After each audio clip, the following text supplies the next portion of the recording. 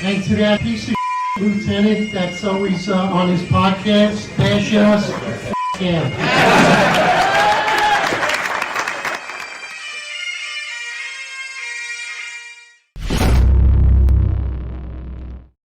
All right, we're live. We are live, brother. It's 17:30 hours, right? On the East Coast, and of course for me on the West Coast, on the sunny West Coast of America, it's 2:30 in the afternoon. We got breaking news for you. But like anything else, of course, everyone pretty much knows what's going on. We got a great comment here just to start. How you doing, my brother, my friend to the podcast, Dan Romania, great guy. NYPD has an image problem, Adams. You're absolutely right. Didn't Eric Adams say that the NYPD has an image problem? And the face of the police department was changed at the hands of the behest of Eric Adams. And with that change, we've only seen anything far worse. This is a vision right now of the most corrupt administration we've ever seen. And what I'm curious is what's going on behind the curtain and what actually goes on. And I said this, and I'll say it again. And I dare anyone to actually challenge me on this. Every chief of the New York City Police Department at this point, I hold them responsible as well. One thing I've learned about the New York City Police Department, it's like the Iraqi Navy. No one's ever going to join the CIA because no one can keep a secret. So I find it hard to believe that all this corruption is going on behind closed doors, which will be released at some point when the rattlesnakes start to talk, and we'll find out what the corruption is. And if the chiefs want to pretend they don't know what's going on, you're absolutely ridiculous to believe. And if you don't know what's going on, that's even worse. John, what are your thoughts? Yeah, first, everybody, thanks for tuning in. You know, we got 72 people in here right off the bat. I appreciate you guys. Breaking news podcast. So, you know, normally we go live at 8:05, but today it's live at 17:30. So if you guys could do me a favor, just like to space out, share it. Let's get some more people in here. Let's get in on your thoughts. I mean, obviously, we saw a lot of stuff come out about Eric Adams' campaign donations, illicit campaign donations. They actually came out also about foreign money coming into his campaigns. At one point, when he was the Brooklyn borough president, he starred in a movie, a Turkish movie, where they were paying off a corrupt politician. And guess which role Eric Adams played? He played the corrupt politician. But now it's moved on.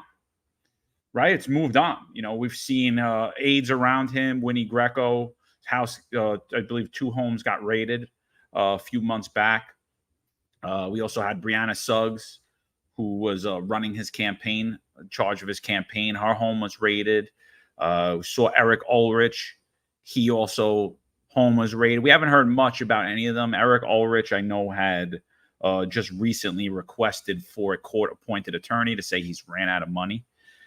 So a lot of this, you know, a lot of things was stemming around illicit campaign donations.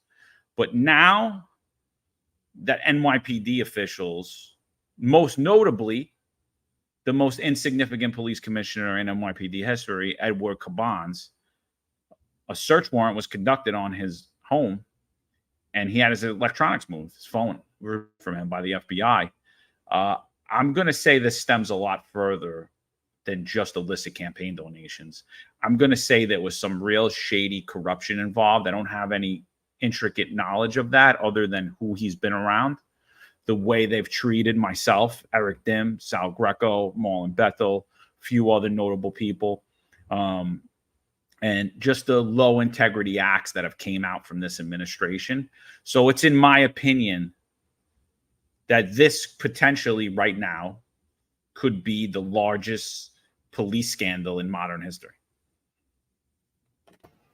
Well, without the context of this and the information that's actually going on behind closed curtain, John, you and I have both said it. We've been saying it. We've been saying it for 2 years that you are going to see this is the most corrupt administration you've ever seen.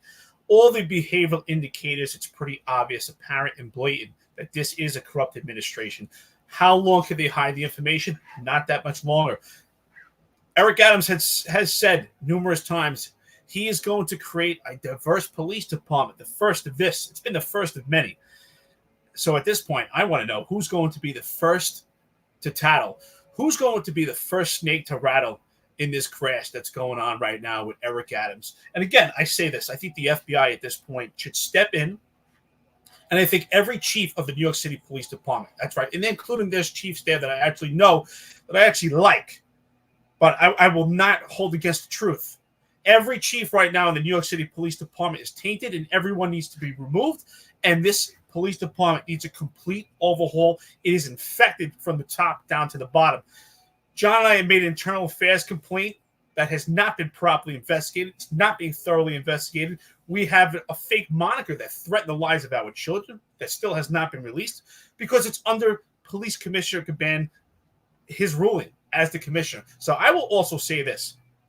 What we learned in the police department is it's not always what you can be convicted of, but it's also the appearance of impropriety. Just the appearance of impropriety is enough to taint and tarnish the shield. And I find it hard to believe that all these chiefs have no idea what's going on, and you are obligated to report corruption.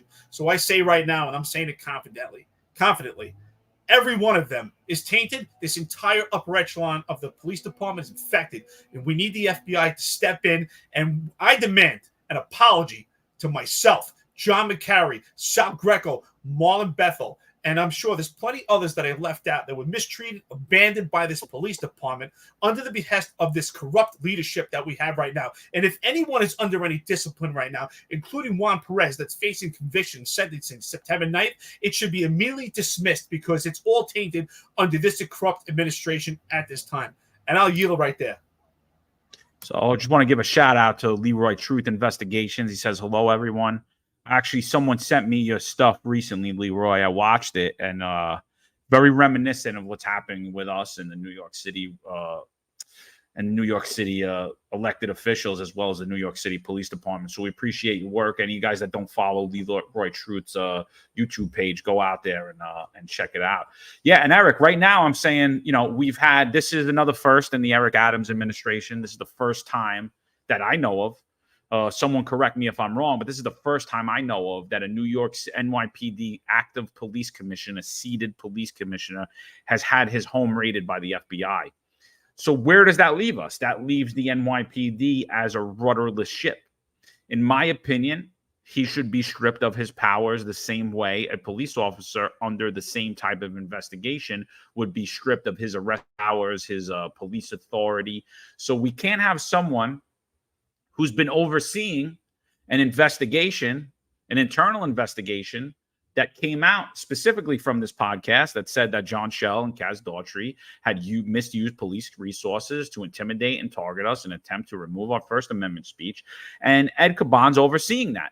We also seen Ed Caban do numerous things that have never been done before, such as keep cases for himself and remove it from other city agencies' eyes, remove transparency from the public, remove actual investigations, and we've had no reasoning as to why these specific cases were taken. I mean, it's under my assumption that they were taken because they were friends of Ed Caban. That's what I believe. So right now, as it faces, you could have a search warrant and not be guilty of a crime. You could be arrested and not be guilty of a crime. However, there is a standard in the NYPD.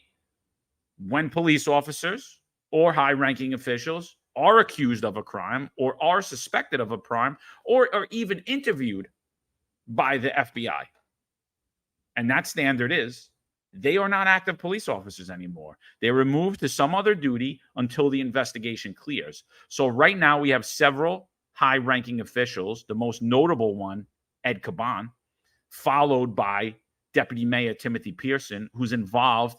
I believe he has 4 sexual harassment / assault lawsuits against him.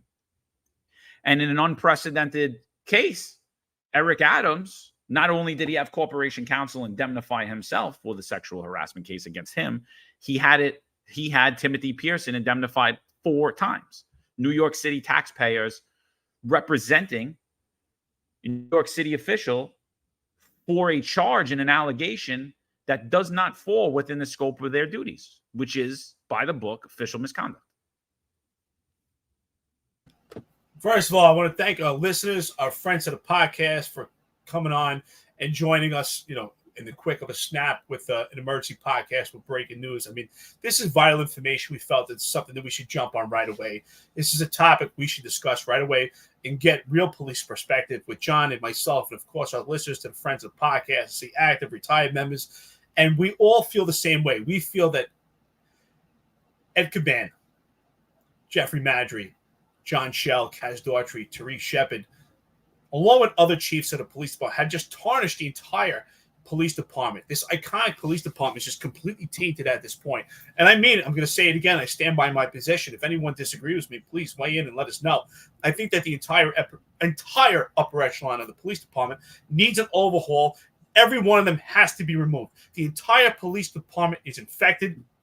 You know, I say it all the time.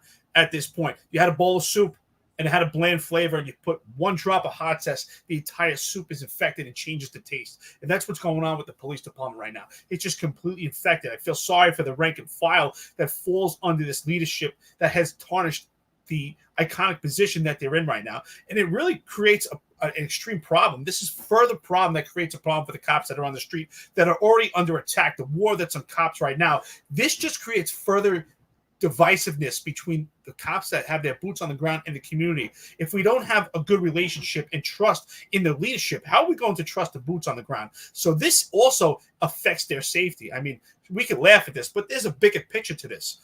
And they are leading the cops to potentially physical harm and even death. This creates a much more dangerous environment for our police officers, our cops that are out there. So I hope people understand actually the environment that this puts the cops in by having this failed leadership. We have had our finger on the pulse for 2 years now. John and I have been saying that this is a corrupt administration, along with the voice of Sal Greco, Latina Brown, and many others that have actually put their voice out there saying that this is a corrupt administration. No longer can we actually hide behind the curtain and pretend it's not. John and I were attacked and threatened by a fake moniker of someone that's an actual member of the service that used a fake moniker, all cops are woke. This police department is now infected. And every chief right now that refuses to identify who all cops are woke is, at this point, you are a bad chief too. And you should be removed. The entire police department, shame on you. You're supposed to report corruption, and you've been silent. And no longer will I allow you to be silent. I'm holding you accountable, and I'm asking for your removal. I'm asking for the boycott of the entire upper echelon of the police department. At this point, publicly, we demand an apology to every police officer, every sergeant, lieutenant, any rank that's been abandoned by this police department because you didn't take a mandate, because you were wrongfully terminated, or you were attacked by an overzealous civilian complaint review board, or you were terminated because of the mandate and you were abandoned, and yet you had integrity and you stood up for what you believed in and taken your oath, unlike the upper echelon of the police department we see right now, just completely embarrassed. And it doesn't matter, John. You and I both know it doesn't matter if they're guilty or not. Appearance of impropriety is just enough, and he should be removed immediately. Modification is not possible because he's civilian, and suspension is not enough. He should be removed. No longer can he ever be the police commissioner. Absolutely not. He wasn't before. It doesn't even make a difference at this point. But now I'd like to also know, are the chiefs going to hold John Schell accountable for having drunken tweets and bullying the public, having Kaz Daughtry out there acting immature through his tweets and unprofessional, Jeffrey Madry studying his entire time on the job, and some of these other chiefs just selling bullshit to the public? Who's going to hold them accountable? Just this podcast, just our friends and listeners on the podcast right now, Sal Greco and a few others. Thank you. So, guys, thanks everybody for joining. We got 444 people in here. If you guys could just like and share out the space, we'll get some more people in here. I want to hear your thoughts. One Eye Willis says, no judge will sign a search warrant to someone's home without hard evidence something's going on. I'm going to go one further. What judge is going to sign a search warrant to go after a deputy mayor of New York City, and then even one of the top 3 most powerful people in the city, the NYPD police commissioner? I mean, no judge is going to do that unless the evidence is hard that something happened here. So we had made a lot of fun about the trips to Qatar. We had made fun about the trips to Turkey. We had made fun about the trips to Israel and things of that nature. But a lot of those things were hidden. They were hidden from public eye. They weren't made public. It didn't become public until it got leaked out. Now, police commissioners in the past have traveled overseas for sanctioned events, notably after 9/11. We had commissioners go overseas, start to build out an intelligence network, something that we understand, right? We've had police commissioners go and speak at world policing events, global policing events, things we understand. But what we never had is police commissioners sneaking off in the midst of night, flying first class, staying at five-star hotels, going to five-star restaurants, all being paid by a foreign government, and pretending it never happened. And then when it leaks out, only put out a half-assed statement about it after. Now, do I think that these indictments are solely because of that? I don't. Again, I was threatened by a known criminal who's friends with the police commissioner and the police commissioner's brother. And when we complained to the New York City Police Department Internal Affairs investigation about it, they did absolutely nothing. And not only that, we had on-duty members, low-integrity on-duty members who worked directly for John Schell, who was speaking directly through us, who John Schell and Kaz Daughtry were speaking directly through these identified members, sending us threats, attempting to intimidate, attempting to defame and slander us, something that is continuing until today, where we're being told that we're racists because we put memes out, funny memes, about the racist statements Eric Adams made. So we did a podcast on it. It's called Racist Memes. You guys should check it out. We've been slandered by the Noble Organization, and we've been slandered by the Guardian Association, right? The presidents from both of those, Victoria Perry and whatever that other kid's name is. Who cares? He's Patrick Gordon. So lieutenant and a deputy chief, right? Or assistant chief. And no, deputy chief she is. And we've been slandered as racist. Our memes were racist, but they never said anything about the statements, the racist statements that they were based off of from Eric Adams. So we've been completely targeted, bullied. And like Eric said, then we had fake handles come after us. We still do. John Schell, if you go back on any of his tweets, or Kaz Daughtry, they're basically all related to myself or Eric. They're all, everything is a cryptic, weird message, and absolutely nothing's being done about it. And it's got to the point where we had a fake handle who's identified member of service, who's no longer a member of service because of what they did. And what they did was they put pictures, made indirect threats to myself and Eric. They took pictures of two little girls. I have two little girls, and said, I hope your kids live a long life. I'm coming to Florida. Pictures of an AR-15. And this was a ranking member of the NYPD, by the way. And so Internal Affairs told us, oh, don't worry about it, guys. You guys should feel safe about this because he's no longer a member of the NYPD. I said, oh, that's great. Who is he? Oh, we can't tell you. We can't tell you who it is. I'm like, oh, did you take a report for it? No, we didn't take a report for it. I'm like, oh, you didn't even take just a nonsensical harassment report? No, we didn't even do that. We didn't even do that. So I agree with you, Eric. I don't want to go on a long-winded rant here, but I agree with you 100%. You brought it up on a podcast we did several podcasts ago, and you asked me a question, and I'm going to ask you the same question now. If we have 20 chiefs in the New York City Police Department, and 4 of them are corrupt and breaking the law, how many corrupt chiefs do we have? That's exactly what I asked you, and I'm going to spit it right back. 24. Every one of them. Silence is cowardice. Cowardice is guilt. You're on the same level playing field. It's on parallel. You're right. I'm not trying to go on a rant here, but we have to let our listeners, our friends know how serious this is and how it's gotten to this point and how infected the police department is. And everyone should feel shame by it. And I know I'm embarrassed and feel shame by it. We do this podcast because we love policing. We loved our career. We loved the NYPD. We loved what it was. But what it is right now is not a reflection. This is some redheaded stepchild version of the police department. I get calls all the time. I get calls, I speak to different cops throughout the country, throughout the world. One cop in particular that I speak to from Canada always says, wow, the NYPD was the GOAT of policing, really the greatest of all time. What has happened? And you see it here. You see how quickly the hands can change because leadership is responsible for an organization to thrive. It's also responsible for it to crumble. And you see how the leadership just completely changed nomenclature in the face of the police department as we know it. John says it all the time. The default position is corruption. And that's when we take our finger off the pulse and we allow it. And we took our finger off and we allowed it. Inept, immature, unprofessional leadership to take over the NYPD because we voted the wrong man to be the New York City mayor. And we see how it trickled down, and it's a complete infection right now. It's a cancer that has to be cut out. And this is one of the illnesses and the diseases that needs to go. Ed Caban himself. I've heard numerous rumors, and apparently it seems a lot of these rumors are coming true. It's coming to fruition. I was attacked as the most complained cop from an overzealous civilian complaint review board for doing my job, getting illegal firearms off the street.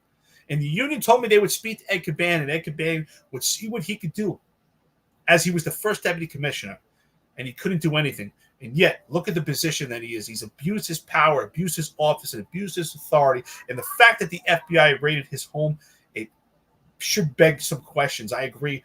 I agree with one of the comments here that no judge is going to sign off on it unless we have something very tangible. When we're going to someone's home with this amount of exposure, a prolific character of New York City.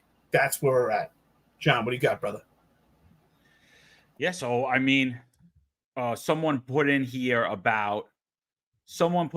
wonder about the former police commissioner. Oh, it's Passengers United asking about Keechant Sewell. So we had said on a prior podcast, we had spoke about Keechant Sewell. And I have said I was not pleased with Keechant Sewell. I was not pleased the way she left. I understood why she left. But I don't think, and what we said during that podcast is we don't think that people truly understand why she left. It was more than she just had no power. Because, again, I do believe that she was given the spiel that Phil Banks, whose also home was raided today, and Sheena Wright, who is, I believe, married to the other Banks brother who's in charge of New York City schools. I could be wrong about that. I know that they were long time dating. I don't know if they're married, but I believe they are. And so their homes were also raided today. And I believe that she was fully told that Banks is going to be the deputy mayor of public safety. Let's not all forget he was snarled in a corruption scandal. He was the NYPD chief of department, and then he was named first dep, and he ran away immediately. And immediately upon him leaving the New York City Police Department abruptly, a corruption scandal came down.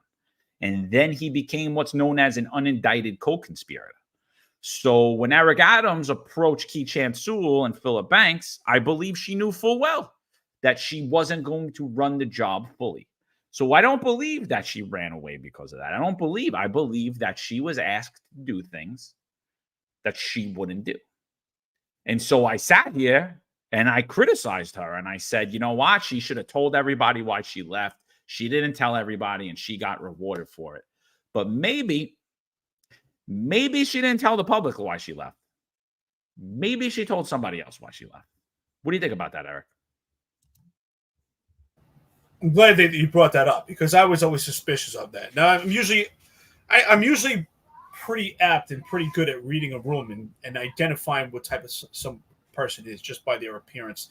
The eyes tell a lot. And just by looking at Keechant Sewell, I thought that she had a great presence. I thought she had poise.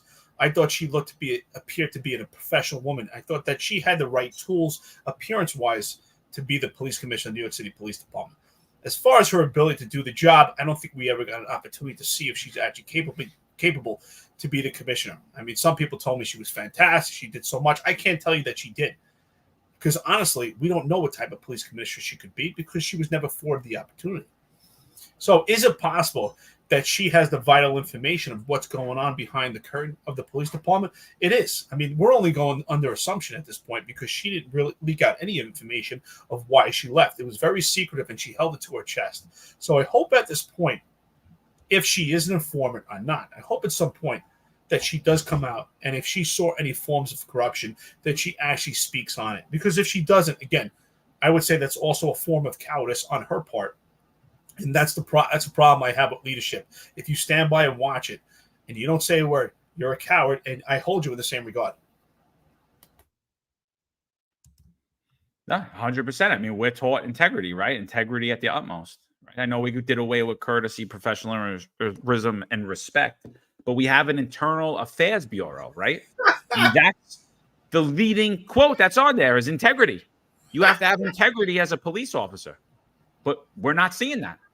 We're not seeing integrity from this administration. And we've said it before in prior podcasts. We talked about them hanging out at a shady nightclub that was unlicensed, that the person wasn't paying their rent, that they would put up a legal shed, right? Sal Greco broke that story. He screamed about it until he was blue in the face. Nobody would listen to him. He said shady things were going on there with shady people. And Sal Greco, for those of you that don't know, he was fired for being friends with Roger Stone and a supporter of Donald Trump. And what they said is that because Roger Stone, who has a pardon from the 45th president of the United States. So he's actually not a criminal, has a gun license, and has the ability to vote, unlike other convicted felons that they hang out with. They said that Sal Greco was associating with known criminals, and because Sal Greco said that he didn't do security for Roger Stone, they said that Sal Greco was lying, even though they couldn't trace one financial transaction between him and Roger Stone or anybody else except for the New York City Police Department paying him. Even though they weren't able to get one transaction, they said, oh, you know what? Well, he was doing uncompensated security and he was hanging out with a known felon. So he lied because he told us he wasn't doing security, even though there's no definition of uncompensated security. Oh, and by the way, they also lied about Sal Greco, and they said that he was involved in the narcotics trade so that they were able to even subpoena his bank records to see that there were no financial transactions. And then they terminated him for doing actually a lot worse than what they accused him of, because they're hanging out with a seedy, unlicensed nightclub with a person who's a self-admitted criminal, and they terminated him for what they were doing. And now Sal Greco also alleged that he heard rumors that there were a lot of other things happening at that nightclub, but yet we had the NYPD police commissioner hanging out there. We had all of the upper echelon of the NYPD hanging out there. We had the former head of the New York City PBA, Pat Lynch, hanging out there. We had all of these people hanging out there. And what do they all have in common? None of them like myself, Eric, or Sal. And guess what happened? We had Sal on the show. We pointed out the hypocrisy of them actually criminally associating with people. So they did two things after it. They changed the definition of criminal association in the patrol guide. That was the first thing they did. And the second thing is they sent a known criminal, self-admitted criminal, after myself to threaten me into silence. Who did that? Who did that? That was the NYPD, folks. That was who the NYPD is. That is what they became under this administration. Now, all of this is alleged, right? All of this, they had their homes raided, they had their phones taken, all of this. But I'm saying right now, I don't believe it has anything to do with just political donations. I believe there is corruption that's going to make all of your heads spin. And I'm going to say it again. I believe that when the truth comes out about all of this, this is going to go down as one of the biggest corruption scandals in New York City history. And let me tell you, folks, if you know the history of the New York City Police Department and you know the history of New York City and you know that the default position of New York City is corruption, that's saying a whole lot. Well, I think we're going to see many aspects come out when it comes to levels of corruption. I do foresee something to do with straw donuts. If I had to put my money on it, I'm sure there's stuff going on with donations, but I think that's just a contributory factor to the level of corruption that's going on. I think we're going to see some things that are going to shock us, because simultaneously, while John is getting stalked by a known mobster from Casa Fritos, simultaneously, my phone was blowing up from unknown phone numbers, which turned out to be All Cops Are Woke, who is a member of the service that is now no longer employed by the New York City Police Department, who we still to this day do not know the identity of, because we were told from Internal Affairs Bureau that the reason why the information was not referred to us is because John and I may retaliate. Interesting enough, right? We're the complainants here, but yet we may retaliate. Now, again, we've made it public and we said it. We are not afraid and we're not scared of anyone and we will not back down. However, we were alarmed and we were made sure that we are aware. We have families and children to take care of. And I take those threats seriously. And even if they were not meant to be serious, the fact that someone could actually put them out there is completely unhinged, and they do not deserve, and they should not belong in the New York City Police Department. Now, simultaneously, while this is going on, I don't believe in any coincidence. But at the same token, we have to start putting this together. And I do believe there's levels of corruption that we're going to see that are going to shock us. So Casa Fritos is located in the 405 precinct of the New York City Police Department. Casa Fritos was exposed by Sal Greco, and with the help of this podcast, really got some information out there about the photos, the people that are taking part at Casa Fritos, the level of corruption that appears to be, and that's why I say appears, because the appearance of impropriety is just enough. Hanging out with known felons, people that have criminal histories, the hypocrisy that Sal Greco lost his career, wrongfully terminated for the same thing that they're doing themselves from the New York City Police Department. While simultaneously, John and I get stalked by a detective who was in the detective squad from what precinct? The 4-5 precinct, the same precinct where Concha Fritos is located. Just a coincidence. Just a coincidence. And again, Internal Affairs has not released any information to what's going on with that part of the investigation, which, again, that detective also recruited other members of the police department to stalk John and myself on a smear campaign and to refer to us as rats. So I find it hard to believe that this is all a coincidence. I was getting contacted at 3 a.m. with some of the most vile threats. And I fear no one, and I tried to FaceTime numerous times. So whoever was behind All Cops Are Woke is a complete coward, because you know it. I tried to FaceTime you numerous times, and you cowered away. So that's what we're dealing with here. This is the infection of the police department. How can we be proud? And yet numerous people wanted to pretend, and they didn't want to believe it. So many people contacted me, and they contacted John and said, no way this is coming from a member of the service. No way. Well, guess what? It came from a member of the service and still not revealed to from Internal Affairs. And there's numerous people in the police department that are aware of the identity of All Cops Are Woke, and they still have not revealed it, and I find you guilty as well. And this is what's going on with our police department. So at this point, we have to ask ourselves, what types of corruption will come out? And you know what? It's very fitting that you're wearing that shirt. The timing's impeccable. That is your representation of New York City as we speak right now. That's your leadership. Eric Adams, New York City. Shirt says incompetence. Few people asking for me to lift it down. It's a shirt of Eric Adams. It'll be in the links below if anybody wants it. You can buy it. I'm coming up to New York soon. I'm going to hand them all out anyway. So if you're on the streets, I bump into you, you're going to get one too.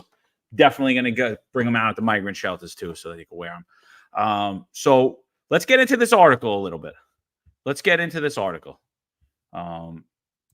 So FBI raids home of NYPD Commissioner Edward Caban and other close allies. And while I do that, there's about 800 people on here. Do me a favor and like and share this out. I want to get a few more opinions in here. I want to get some more opinions from MOS, some former FBI agents. I want to think what they think is at foot. Myself and Eric believe serious police corruption tied in that came out as a result of illicit donations. So here we go. I just want to say this before you put this. I have to get this off my tongue at this point. Anyone that's on this live right now, or you know anyone that wants to partake in this live and is scared to identify themselves, this is the time to stand up against this corruption. Identify yourself with your real name on this live. Do not be afraid that you're listening to this live. It's your First Amendment right. Do not be afraid, especially when this is your leadership that is completely corrupt and you have integrity by speaking your mind. You do nothing wrong by listening to a podcast and speaking your mind and having professional criticism. I just wanted to get that out there. Dan Romania says, when Victoria Perry, who's an assistant chief in the NYPD, deputy chief in the NYPD, recently promoted and head of the Noble organization, was the CEO of the 104, there was pro-Blue Line Matter rally in front of the summer of 2020, the height of anti-police riots. She was disturbed by the pro-police support of the members of the community. Very telltale. All right, let's continue to go into this article. So NYPD Commissioner Edward Caban's home was raided by FBI agents in a stunning early Wednesday sweep that targeted a suite of Mayor Adams' top aide, sources say. The raid on Caban unfolded as agents stormed the homes of Deputy Mayor Philip Banks and Sheena Wright, according to law enforcement sources. Another top aide, Timothy Pearson, had his phone subpoenaed, according to the sources. Phil Banks' brother, Terrence Banks, a former MTA official and current lobbyist, was also targeted in the action, sources said. Wright shares a home in Harlem with Phil and Terrence Banks' brother, David Banks, who's also the city's school chancellor. It's unclear if the raid targeted one or both of them. The purpose of the raids and subpoenas remained unclear on Thursday, but sources said it did not appear to be related into another federal investigation into Adams' 2021 campaign dealings with Turkey. Famous quote by Eric Adams is, where there's smoke, there's not always fire. But just in this one little article alone, we see that there's a whole lot of smoke. The department is aware of an investigation by the U.S. Attorney's Office for the Southern District of New York involving members of the service. The department is fully cooperating in the investigation, an NYPD spokesperson said in a statement Thursday, referring to questions to Manhattan federal prosecutors. Caban could not be reached for comment. This is a developing story. Please check back for more updates. You know, it's interesting, not to go on more rants, but the reality is of what's going on with the upper echelon of the police department. John Schell had said in one of his drunken tweets that at no time are they headed for 233 Broadway. And apparently he's right, because it looks like the destination is going to be 500 Pearl Street. 500 Pearl Street. And if anyone's unsure what 500 Pearl Street is, it's the Southern District. It's federal court in Lower Manhattan, right by 100 Center Street. So it looks like this is the direction of some of the upper echelon of the police department. Again, I really think it's an infection right now. I think that Eric Adams and the people in the circle, I've been saying a long time, at some point we see all these allegations. At some point, something's going to stick. I mean, we have numerous sexual allegations in this circle of Eric Adams. Numerous allegations about straw donors, funds with campaigns, foreign governments. At some point, we have to say, wait a minute. I mean, how many allegations? And something may stick at this point. So, again, it's unfortunate because really, you know what?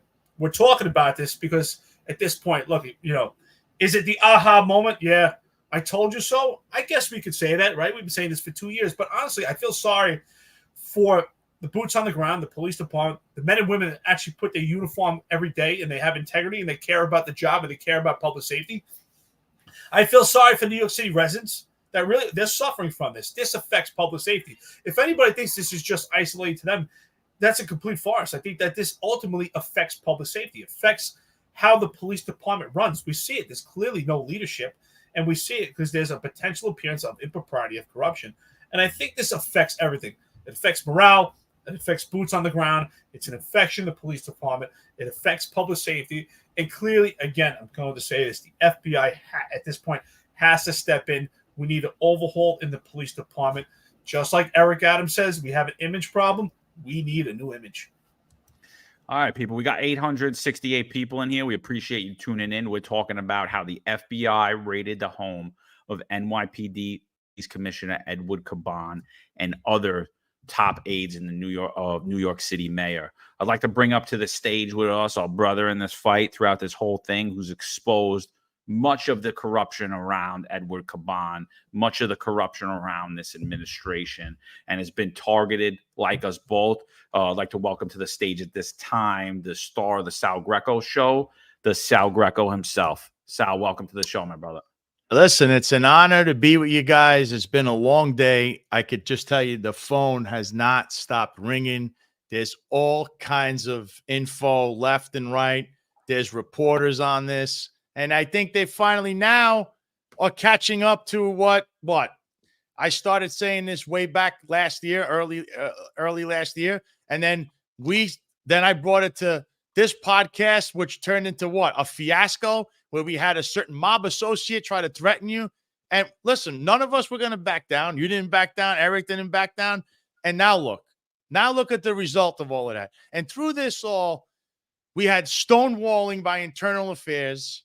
And now we could kind of maybe think why there's some stonewalling there, and how you make allegations that they try to withhold things and not tell you the truth and tell you half truths. And this was nuts, but it's expected coming from the police department. And, it's funny because, we did our shows today. I actually released the show this morning, and I touched up on some things. You can check it on YouTube, by the way, people on here, YouTube or Rumble, the Sal Greco show. And I touched up on some different things. Like I try to make a lighter side of things. Like I do like to go to Highlight, which tomorrow is the first night of Highlight in Miami. Also, I love to go to Miami Marlins games. Even though I'm a Met fan, I do like the stadium, and I was trying to show that on the show. And then we touched up on Juve, which all three of us have been chatting about behind the scenes, and how ridiculous this administration looks with what I like to call alternate facts. So that got exposed. I did a whole show on that. And then next thing you know, boom, the phone starts ringing. I think it was actually you, John. You told me first that it says FBI went after Philip Banks, David Banks, and Sheena Wright, which is David Banks' fiance, wife, or whatever. I think they live together. But when I heard Eddie Caban and the way they went after him, that could only lead to one. I could only think of one possible thing that they could be looking at. And if you actually look at a lawsuit, which you can see right now on my own X feed, is one of my posts. It involves a post right there that has a picture of Keyshawn Sewell, Eddie Caban, and then you see their buddy Jimmy Rodriguez put the picture up. It's a lawsuit by a former officer, Jamac Romero. He was terminated by this job and unjustly, but he's being represented by my lawyer. And he makes the accusation of they terminated him by saying that he did something that they didn't like, but yet they were associating with all these people at where? That wonderful restaurant that we keep hearing about over and over again, Concha Frito in the Bronx, which is owned by who? The police commissioner's brother. And right now, the allegations and all the speculation is swirling that this has to do with that nightclub, because we're hearing reports that the subpoenas and the raids that took place. Obviously, we know about Eddie Caban, but this has to do with the nightlife and the brother. So what else could you say about that? And we've been screaming about this for well over a year. And it's not that we, meaning me, John, or Eric, we hate the police department. We hate the cops in the street. We don't. We want to do what we couldn't do when we were on the job. We're kind of like your voice, your advocate, and we're going to point fingers because I know what it's like to be a cop. We all did the same job, and we were all what? Suppressed by upper management. Why? Because they're out hobnobbing with criminals and felons and acting like they're not cops. They think they're politicians. They think they're movie stars.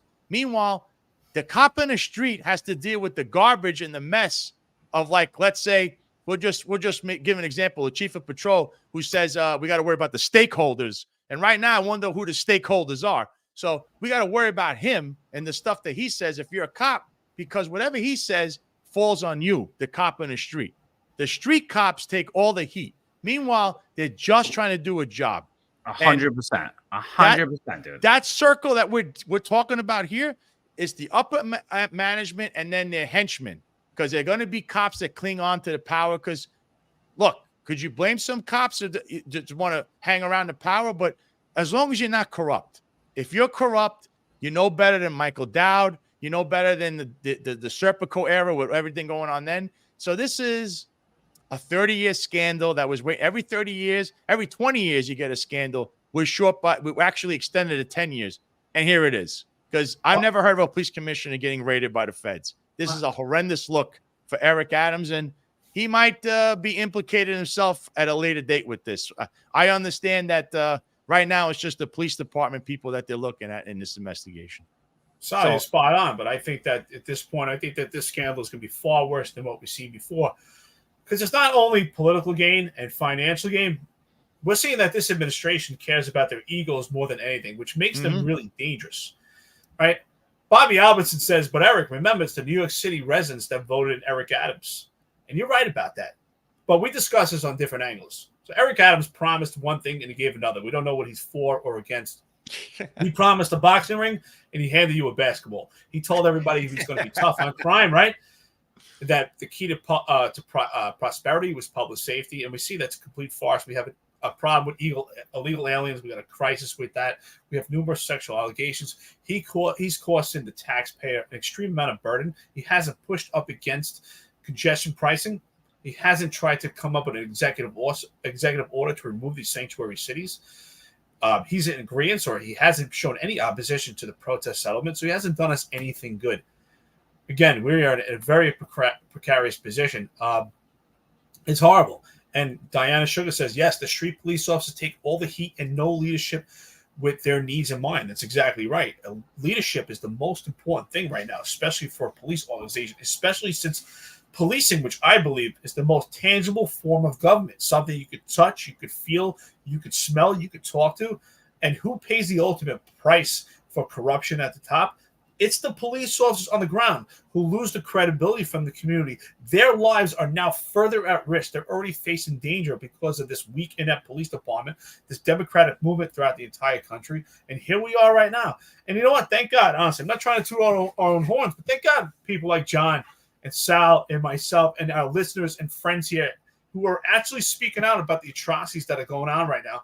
And I think the reason why we are all speaking out is not because we're vengeful people, because I believe if you ask for vengeance, you're asking for death of yourself and for your adversaries, but it's because you actually love New York City. You care about New York City, and you care about each other. Clearly, everyone that's on this thread right now, that you care about people, and you want a better version of New York City. You want a better version of the police department, and that's why you're actually making your comments, and that's why, and a snap that everyone took the time out to be on this podcast is because we all care, and that's why we're doing this. Sometimes people say, "Oh, you hate the police department. You're going on a rant."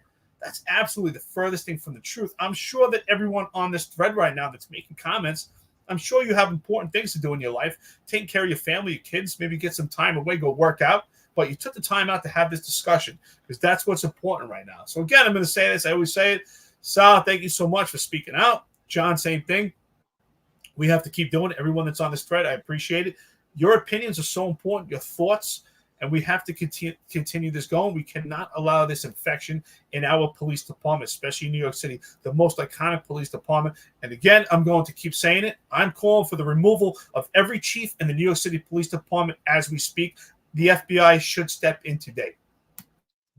All right, so I know everybody's upset, but let's keep our rants down to 60 seconds. Let's go around. Let's start talking about this. Sal, what do you think the significance of Ed Caban's home being raided is? What is its significance in the history of corruption in one of the most corrupt cities that ever been? One of the most corrupt departments that's ever been. What is the significance to you?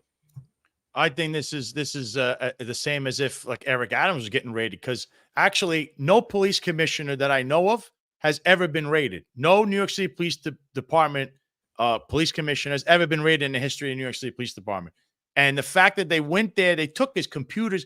So from what, I mean, I'm just looking at, I'm speculating here a little bit, but to take the computers from one police plaza and the phones, they're looking for job related stuff. This isn't just going to someone's house. So this is going to be, I believe, on par with Michael Dowd and the Serpico, the NAP Commission and the Mullen Commission. Maybe it's going to be called the Conso Frito Commission, because they were laughing at people and they were smiling all over social media. And we all said this back then. We never did this as cops. So I don't know where they got this idea, but this is a significant moment, and it's actually a black eye. But hopefully this is the turn that will turn the job back around to where it belongs, to be fair, right in the middle, impartial. Eric, same question for you. What is the significance of Ed Caban, the sitting police commissioner of the NYPD, having his home raided? Well, I'll tell you this in a nutshell. It just scratches the surface. And what it does, the question that I have is, what Pandora's box is this going to open? What are we actually going to see? How deep and level of corruption is this going to be? And I do envision this is going to be corruption on different levels. I anticipate potential prostitution, anticipate things with narcotics. That's what I believe, that it's going to get to that point. I used to do plumbing, and anytime that you open up a pipe to do a job, you really don't know what's going to happen. If that pipe is rusted inside, it could burst and you end up having a bigger job. And that's what's going on. Once they start to open up Pandora's box and start to question and who's going to talk and which stakes are going to rattle, I think that we might learn stuff that we really didn't even want to hear. And this may surprise us all. And honestly, I feel sorry for New York. I really do feel sorry for the good police officers of the NYPD. I feel sorry that they've unfortunately are in the police department at this time. Yeah, for those of you that just joining us, we got about 1,100 people in here. We're talking about the FBI raiding the home of NYPD Police Commissioner Edward Caban and other top officials around Eric Adams. We're giving our thoughts and our opinions from 3 former members of the NYPD on why we believe that is. So, Sal, I'd like to ask you another question, my friend. It is rumored that some low-ranking members of the New York City Police Department have also been subpoenaed and had their phones and electronic equipment taken. What do you believe the significance is of that? And why do you think that they had their phones taken? Not only the significance, but why do you think lower ranks are being targeted?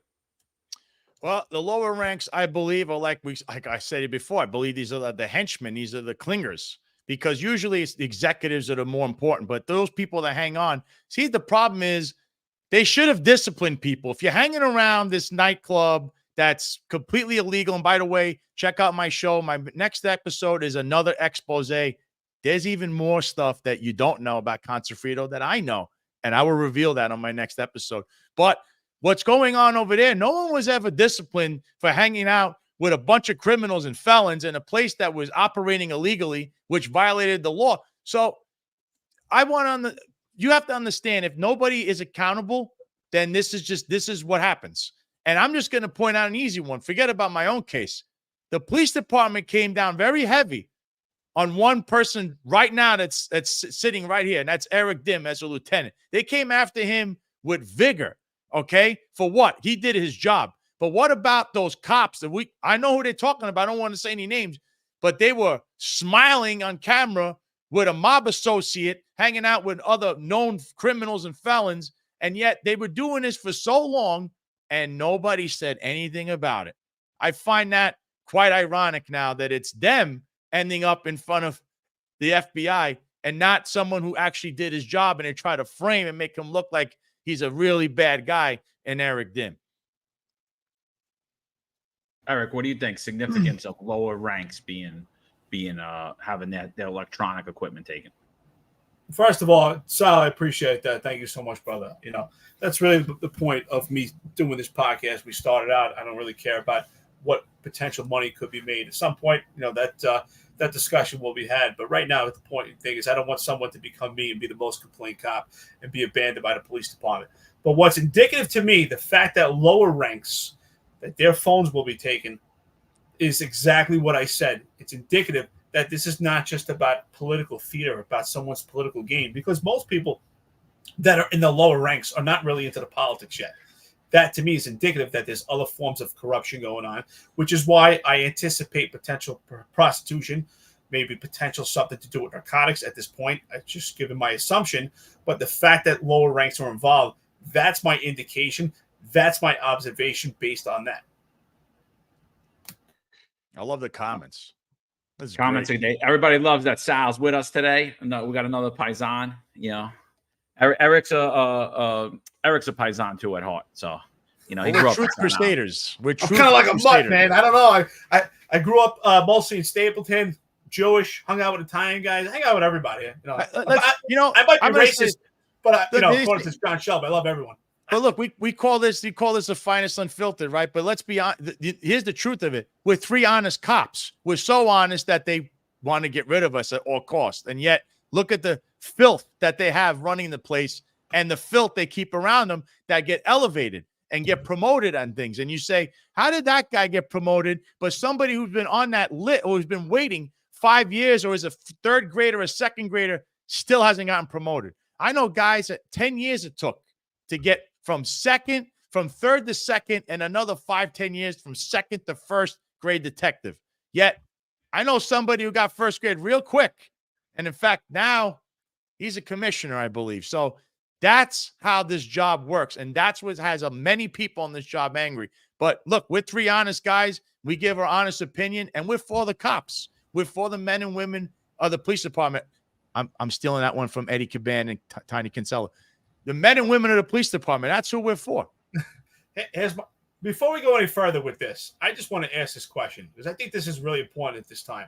Because I think appearance of impropriety is very important, especially in leadership. So, John, I want to ask you first. At this time, I think he should be removed from his position. Who do you think should be the interim police commission during the time, and do you think it should be someone that's outsourced from the police department at this time because the police department is infected, or do you think it should be someone from the police department? Because I think this is impeccable at this time, and very important that we just don't lose the entire house of cards. Well, considering I just said, and I think you guys agree me, that the upper echelon of the NYPD, including John Shell, Kaz Daughtry, and everyone else who was not named in this suit, including the head of internal affairs, is compromised. I believe that the upper echelon of the NYPD is systemically corrupt. We've exposed the fact of the illegal actions they've done against all of us, not only with forcing us off the job because we actually have integrity, because like I've been saying time and time again, integrity and competence is not welcome. Compliance with illegal actions is what's needed. Compliance and lying is who they want. That's why the people around Eric Adams are low integrity. They have questionable pasts. They've had questionable careers. They've done things that anyone else would have been fired for. And they continuously lie to the public. So I'm saying right now, not only should Ed Caban's powers as police commissioner be removed, unfortunately, what I say has to happen now is this point as of right now, until Eric Adams either clear of wrongdoing or he's not, the New York City Police Department should become under federal control, and they should actually place an interim police commissioner as well as interim chiefs to oversee the other bureaus. Because what we're seeing right now is, like I said about a lot of things, the corruption we've seen in the unions that we dispelled, the corruption with the unions and this upper echelon all together, we see that they act in lockstep. And what I consistently say is, you can't tell me that you were around these people every day and you didn't know what was going on. You can't tell me that you didn't know. If this comes out that they were involved in dealing drugs or prostitution or anything under the sun, straw donor campaigns, rigging contracts, bid rigging, whatever it could be, because obviously the significance of the lower ranks to me shows that there's serious police misconduct, and this is much bigger than just some campaign donations. So I'm saying right now, I believe that the New York City Police Department should temporarily fall under federal control until this situation is put out. Same thing for you, Sal. You know, and I'm glad you said that, John. That's why I've been saying I believe that the FBI has to step in. I think at this point they need a complete overhaul, but temporarily until we get things under control. I absolutely agree that the police department could not police themselves. We need the FBI to step in and have temporary control over the police department. Absolutely, hands down. That's exactly what I've been leaning to. So, Sal, what are your thoughts on that? I've been saying this for a while. I think it's headed that way, kind of like Rikers is under federal supervision technically, but they're still in court. And of course, remember who was heading that was Luis Molina, another Eric Adams stooge and lackey who went to another country and was spending taxpayer money over there when he shouldn't have. Another foreign trip that we don't know how that money went.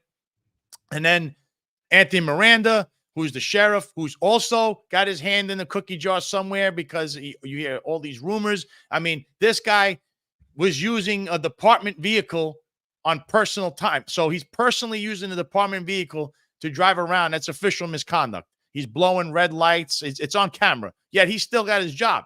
He has his job. Timmy Pearson, who, by the way, was also in this little raid today. He was involved. All these people. It's like Eric Adams. Forget about like him. We already know that. I mean, he's already got like a checkered past, and he's got all kinds of problems we hear about all day long. But his underlings, I mean, you got sexual misconduct. You have DOI investigations. Now you're hearing about police corruption. What else is going to occur that we don't know about that's happened underneath them? At a certain point, you must say to yourself, Eric Adams doesn't know how to be a good manager. That's the bottom line here.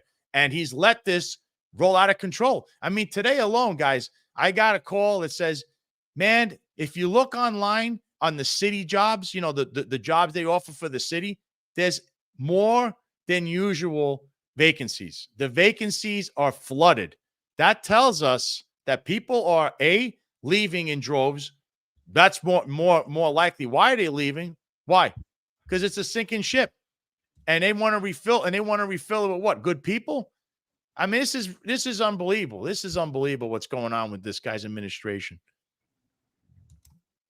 I don't believe someone life after the job was a great follow, by the way. I'm a good friend to the podcast and all of us. Said Caban stepping down immediately. Do nothing. Kinsella is taking over until further notice.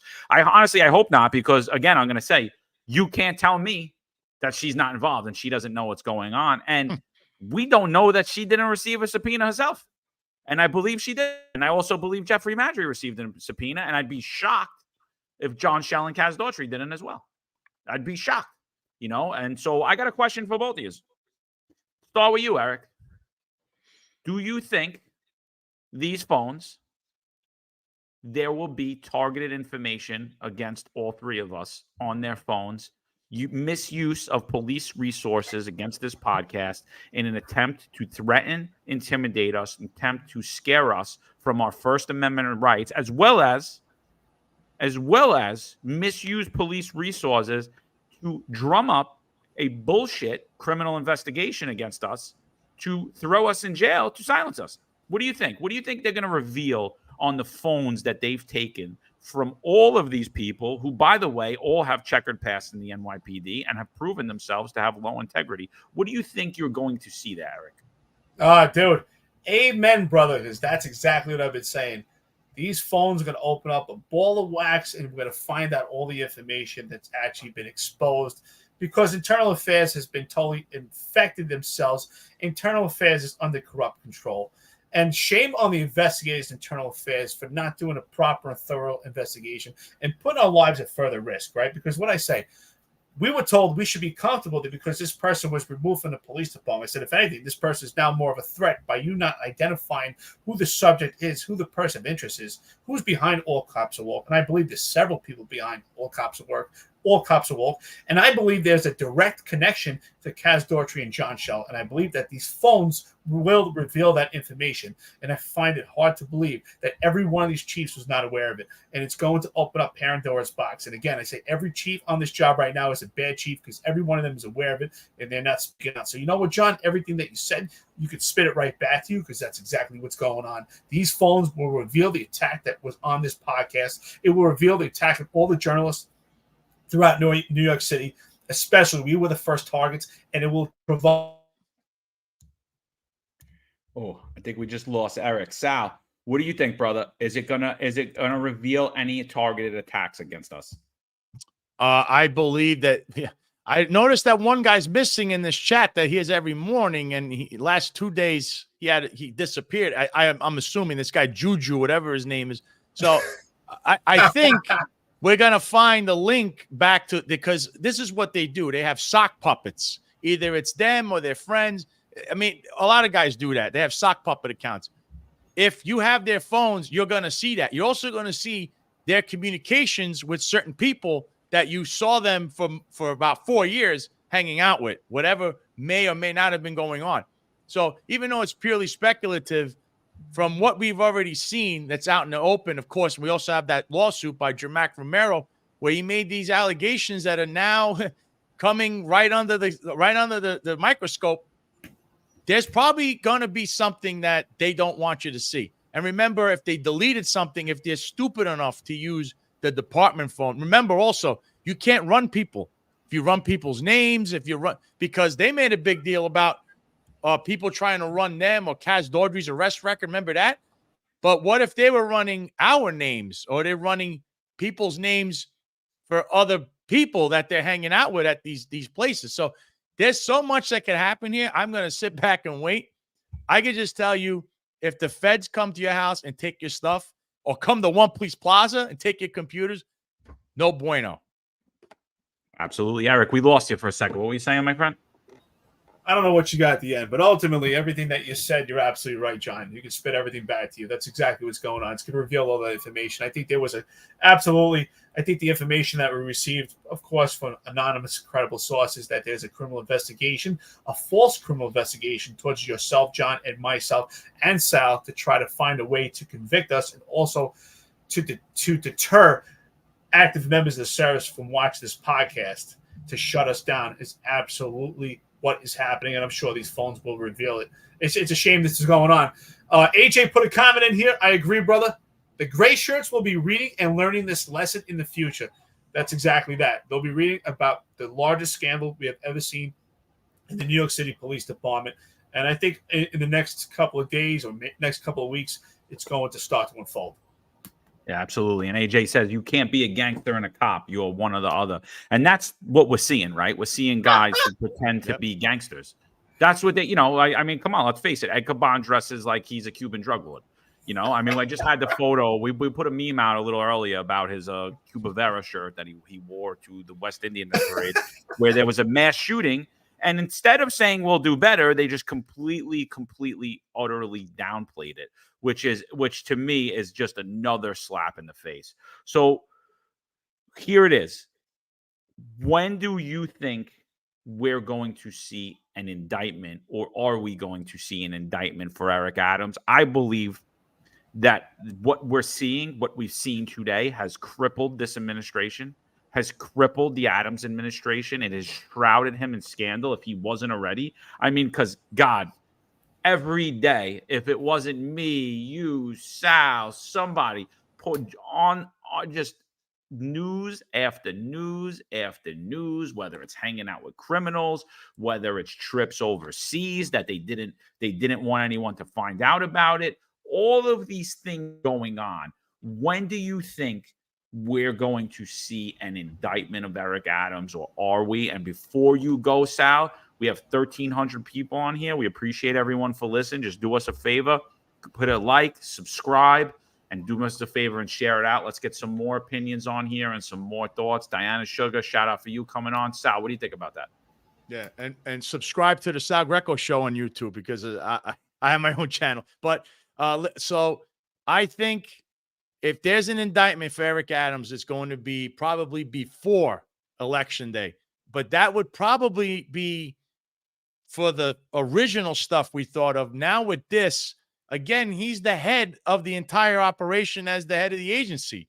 So now you don't know. I've always said, when I looked at this whole frito thing, the police is where you wanted to focus on, because they're usually the middlemen for the politicians or the bodyguards, what do you want to call it? So if there's any transactions, anything going on, it would be the police. But to see police officers, and I mean executives, I'm going by executives there. We saw politicians there. We saw lawyers there. And then you see criminals there. And you have all these branches of government hanging out at the same place all the time. Man, that is a red flag from 5 miles away. That is not something you see every day. And it was repeated. And it's also repeatedly thrown in your face. Repeatedly. You could go on social media. They might be trying to scrub those pictures. Don't worry, I have them. You probably could see this over and over and over and over again, and they're rubbing it in your face. This has a potential to be something extremely large. I don't know how big it could get. We don't know how many people could be involved, but obviously we've been screaming about this for a reason, because the appearance of impropriety is enormous. And of course, there are lawsuits attached to this. Forget about my lawsuit. We have Jermac Romero's, which is right in the middle, and it really gives you the allegations in that lawsuit are disturbing, and it has evidence right off the bat on the complaint, which I'm going to tell you, the NYPD in the city of New York, this lawsuit was filed in late October of last year. They still have not answered it. 11 months later, that is, I don't know if you've heard that. That's really crazy. Usually they answer a lawsuit within 3 months, 4 months, 6 months max. Why 11 months?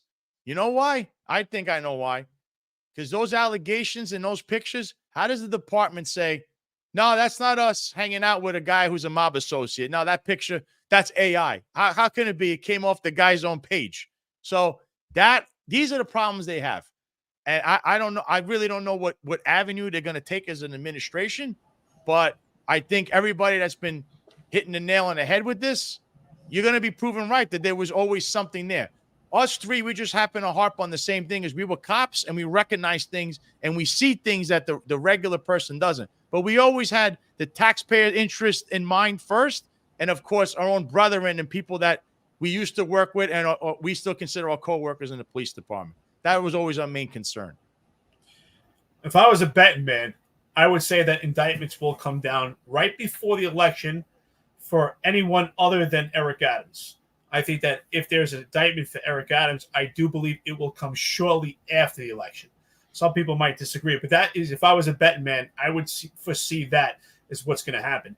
Finest 147 puts a great comment here. Absolutely. Let's see if Shelton Kaz's Twitter goes quiet with their indirect tweets towards you guys.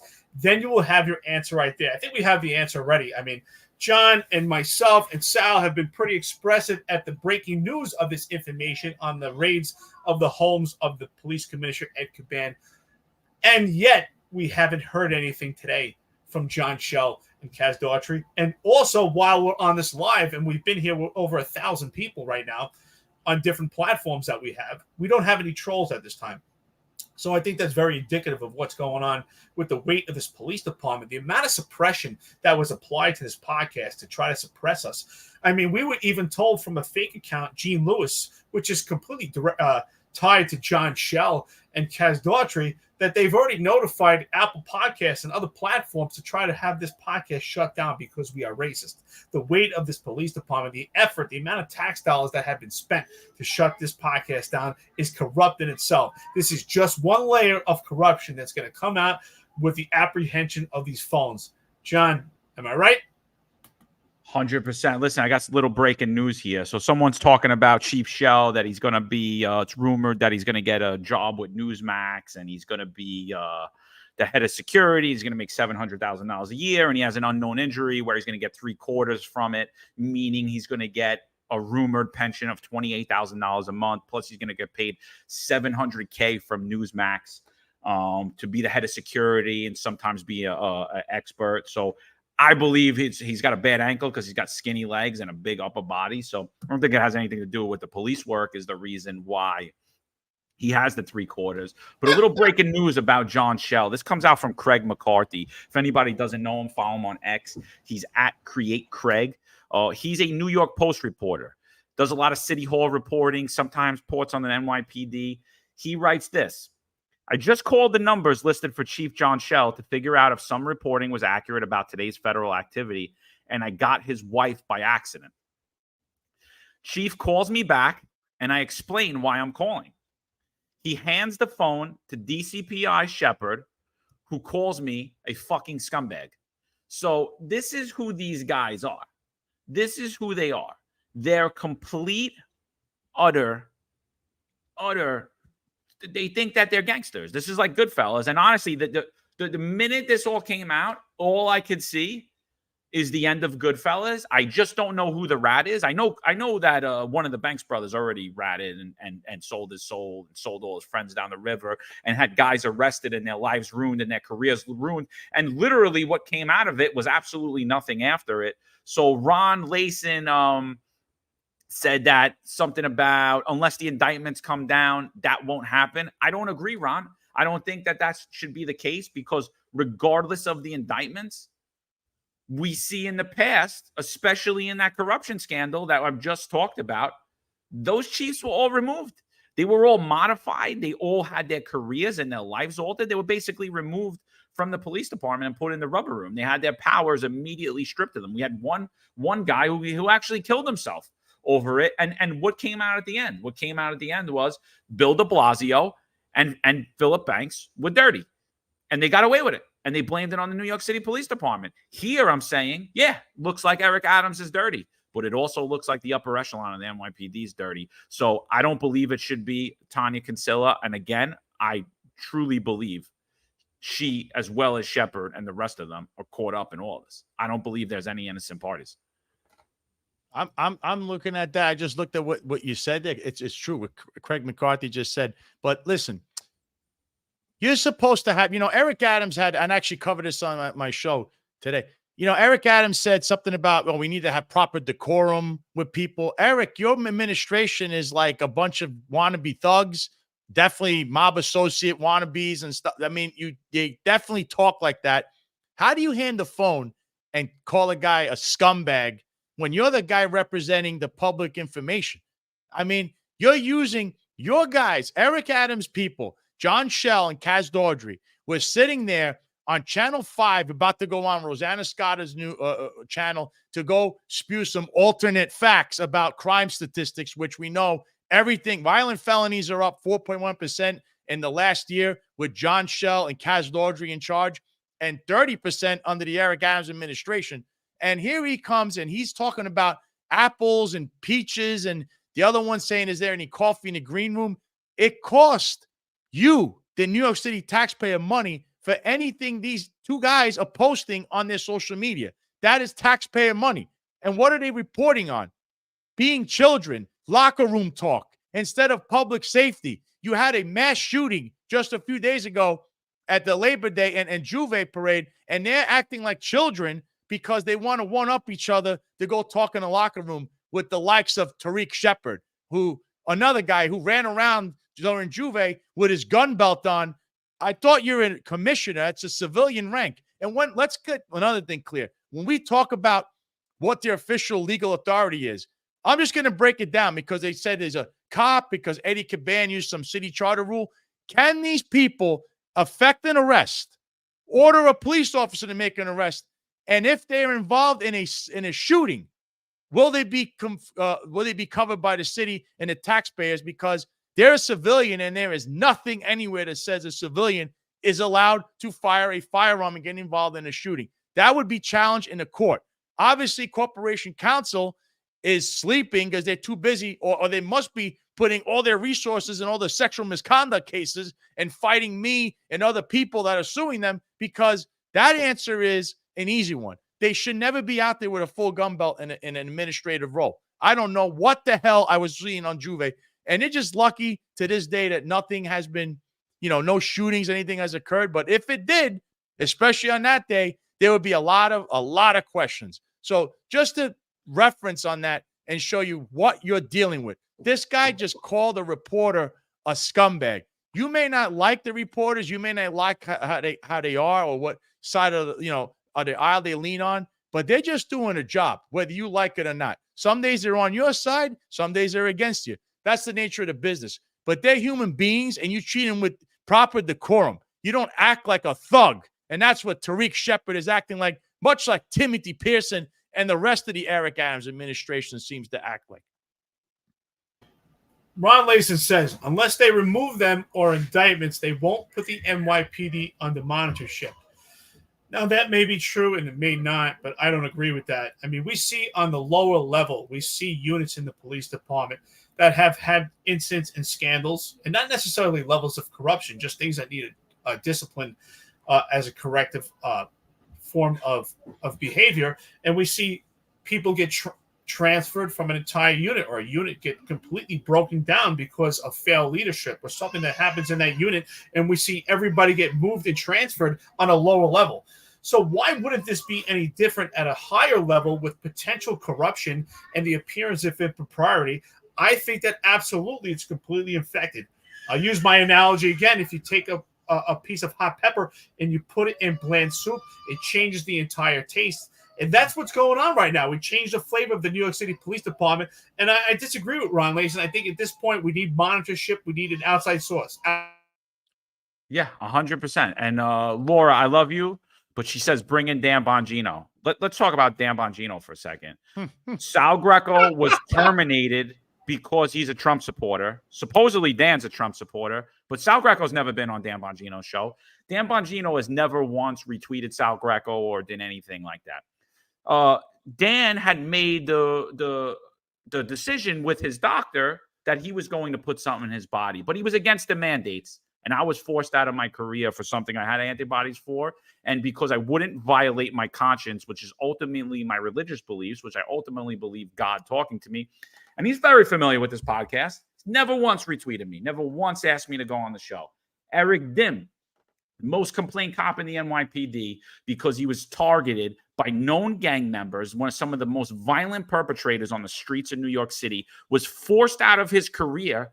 And Dan Bongino never once called Eric to say what happened, try to understand Eric's situation, never wanted to give Eric any limelight, never once retweeted Eric, never once retweeted any of the people that we had on the show. So this show is absolutely no fan of Dan Bongino at all. And recently, he had started attacking, if you guys aren't familiar with Kyle Seraphin and the Suspendables, they're a group of FBI agents that are just like myself, Sal, and Eric, where they're pushing back at the insanity that's coming out from the FBI leadership, right? Not the rank and file. They support the rank and file. And they called out a Trump advisor who donated a significant amount of money to not only Kamala Harris recently, but also to Joe Biden.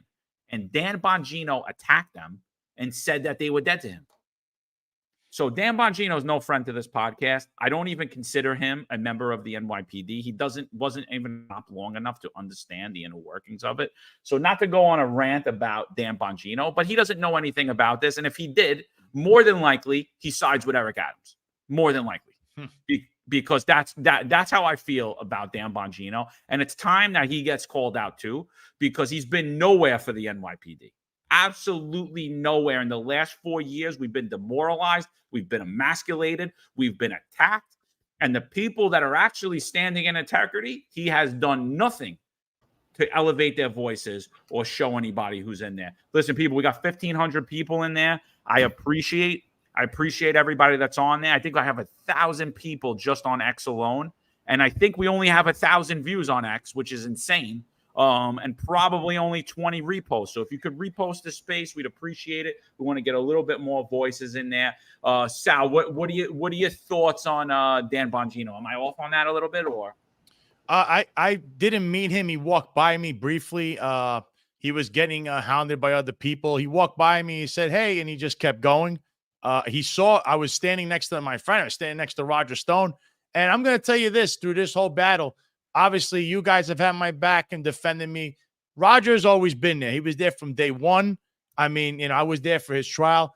He's the most loyal person I've had next to me that's been there through thick and thin. And another person I have is Curtis Lewa, who helped expose the fact that Eric Adams was even involved in hanging out at this nightclub in the Bronx for God knows what reason. And other than that, those other voices that you think would defend me, and I'm not talking about Kyle Seraphin. I'm talking about, like you're saying, Dan Bongino, a big voice, a former NYPD cop, has absolutely never once tried to contact me. I think I tried to contact, I think, a producer, someone that knew him, no answer. He also has never reposted me, and he walked right by me, even though I'm sure he knows exactly who Roger is, and he may or may not know who I am, but I'm in a place where a lot of people knew who I was because it was a conservative event. So I think the guy, I mean, I don't know. I've watched him. He gets very upset and very angry about things.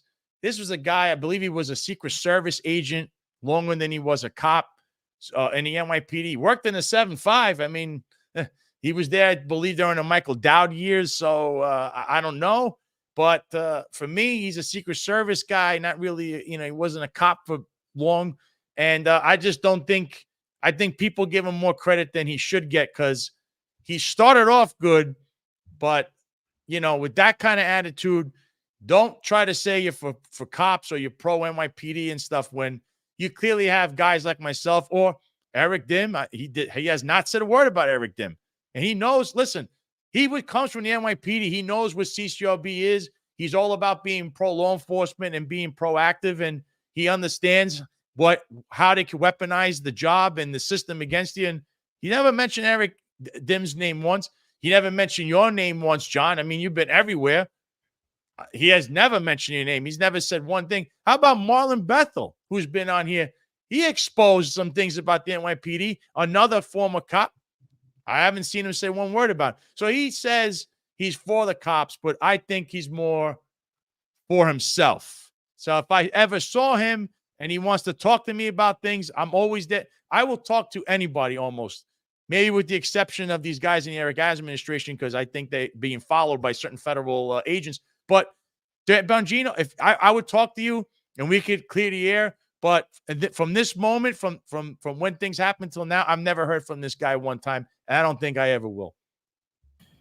Laura, I see Laura has some comments here. Laura, we have nothing but love for you. You are such a great friend to the podcast. You're so good to myself, John, and Sal, and you're always so supportive, and you're always cheering us on. And she says here, I'll never mumble his name again. Listen, we know that you mean well. We know that you mean well, but that's why it's important we have these conversations and we talk about these things, because we always hear back to blue.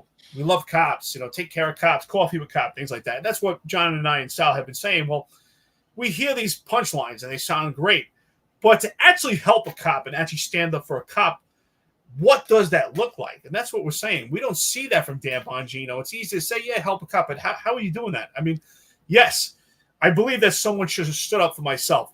Someone should have stood up for John, and someone should have stood up for Sal. It's $1 short, it's $1 late. But what about Juan Perez? In 5 days, he's going to be sentenced. Mhm. He may be convicted in a court as far as doing time. He's already convicted, but he may have to actually spend time in jail for an on-duty 911 call that he was summoned to, where he overcame the resistance of an emotionally disturbed perpetrator that was trying to choke him. And now Juan Perez did his job. He was summoned to that 911 call. He did his job for New York City. Where is Dan Bongino with his reach to stand up for Juan Perez and with his voice? He has the power to be heard and actually help Juan Perez. We are doing the best we can with this podcast, and we're growing. But Dan Bongino has that reach to actually help Juan Perez. And that's why I say, what does that look like? What does it look like to help them? What are you doing? Just by saying these key words, and it doesn't really mean anything. I want to see action. Not, that you have the power to do that, and we don't see that. And that's why we're actually showing the negative annotation when it comes to Dan Bongino. Someone said here, he's no traitor. I'm not saying he's a traitor or not. I can't even say whether I like him. I don't know him on a personal level. But to say he's a supporter of the police, is he? That's really the question. If you're a supporter of the police, how are you actually supporting? What are you actually doing for them? So we all broke a story a while back about the New York City PBA, how they snuck a campaign donation to Governor Kathy Hochul during the New York governor election when, obviously B. Zeldin, who was a weak candidate in my opinion, but was the clear choice for law enforcement. They didn't endorse anyone, and they snuck a campaign donation to Kathy Hochul. And so someone sent it to the podcast. We revealed it, and we were attacked day and night from the police unions. Day and night, because then when we started looking at the donations, we're like, oh my God, this person, after they voted to defund the police, after they voted for bail reform, after they voted for all of this anti-police, the 50A and everything, you still gave them money. You still gave them money and endorsed them. We're like, oh my God, the NYPD unions are in bed with the lefties. So why I'm saying Dan, and I'm annoyed at Dan, is because he attacked people who called out a campaign donation. Right. And to me, there's nothing wrong with bringing things to the light. When someone's sitting there and telling you to vote for Trump, but they gave him no money and they're not doing anything, and behind their back, they're giving campaign donations to Biden and Kamala Harris, I believe that that's fine. That's fair game. There's nothing wrong with that. You're trying to hide information. And what he said is, these people are dead to me. And to me, that I'm like, you would. So, and I asked him, I put a tweet out there and I asked him, I said, is it wrong that we exposed the campaign donation to Governor Kathy Hochul, who, by the way, let's not forget, people, not only did the NYPD police commissioner's home get raided, who else's home got raided? Sal, who close to the governor's home got raided recently? Her former chief of staff, who she said, we were the ones that, no, they did not tell the FBI about her. They found out as it happened. She was the chief of staff to Kathy Hochul, and she also worked for Andrew Cuomo when he was the governor. And guess what? She's tied to a foreign nation, which is China, just like Winnie Greco, who's most definitely not related to myself, with Eric Adams, is the liaison to the Asian community, i.e. China. So there is foreign country, contributions. The vibes of that are all over. Not only Kathy Hochul and her campaign, but Eric Adams and his campaign. And, when you mention this thing with Kathy Hochul and the PBA, at the time, I'm just going to let you know that the head of the PBA was Pat Lynch. I'm going to go for a little bit of a stretch here, but Pat Lynch is another con frito guy. In fact, he was there on the final day. He was, there a lot. He had his retirement party there. And Kathy Hochul's right-hand person, which is the lieutenant governor, both of them, the one that got indicted and then Delgado, have been there. They're pictured there and hanging out. So if anything, Pat Lynch would be rubbing elbows with her office through the lieutenant governor. It's not a far stretch because they've been pictured there together and all this other stuff. So why wouldn't they give money to their friend? I mean, his friend, he was in charge of the PBA. So that wouldn't surprise me, because Pat Lynch, he's in my opinion, he's a disgrace. I saw him when I was going through my ordeal, and I was at this event in Staten Island, which was the time I went to see Blue Lives Matter, which I now regret I ever went to because of a certain individual who's another guy that hangs out at Conta Frito, and he was there, and he's one of the guys that runs this, Joe and Patrice. And I saw And Pat who did Lynch. nothing for anyone else either. No, he's actually an associate to the mob associate, which is funny.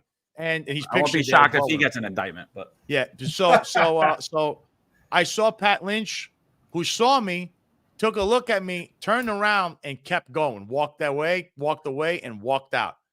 He knew. Listen, everybody there knew who I was because they knew what I was going through. And they're like, "Listen, it's really rough. Hang in there. This sucks what they did to you. This is BS." Pat Lynch, the head of the PBA, how does he not know that I was all over the newspapers and my trial was coming up like a week or two later? And he sat there and just walked away and acted like I didn't exist. And that's all you need to know about the guy. But he's chummy with the mob associate, and he's hanging out in a place where clearly the police department has no business being there. So that's the real Pat Lynch. So it doesn't surprise me that he would be giving donations to Kathy Hochul through the PBA.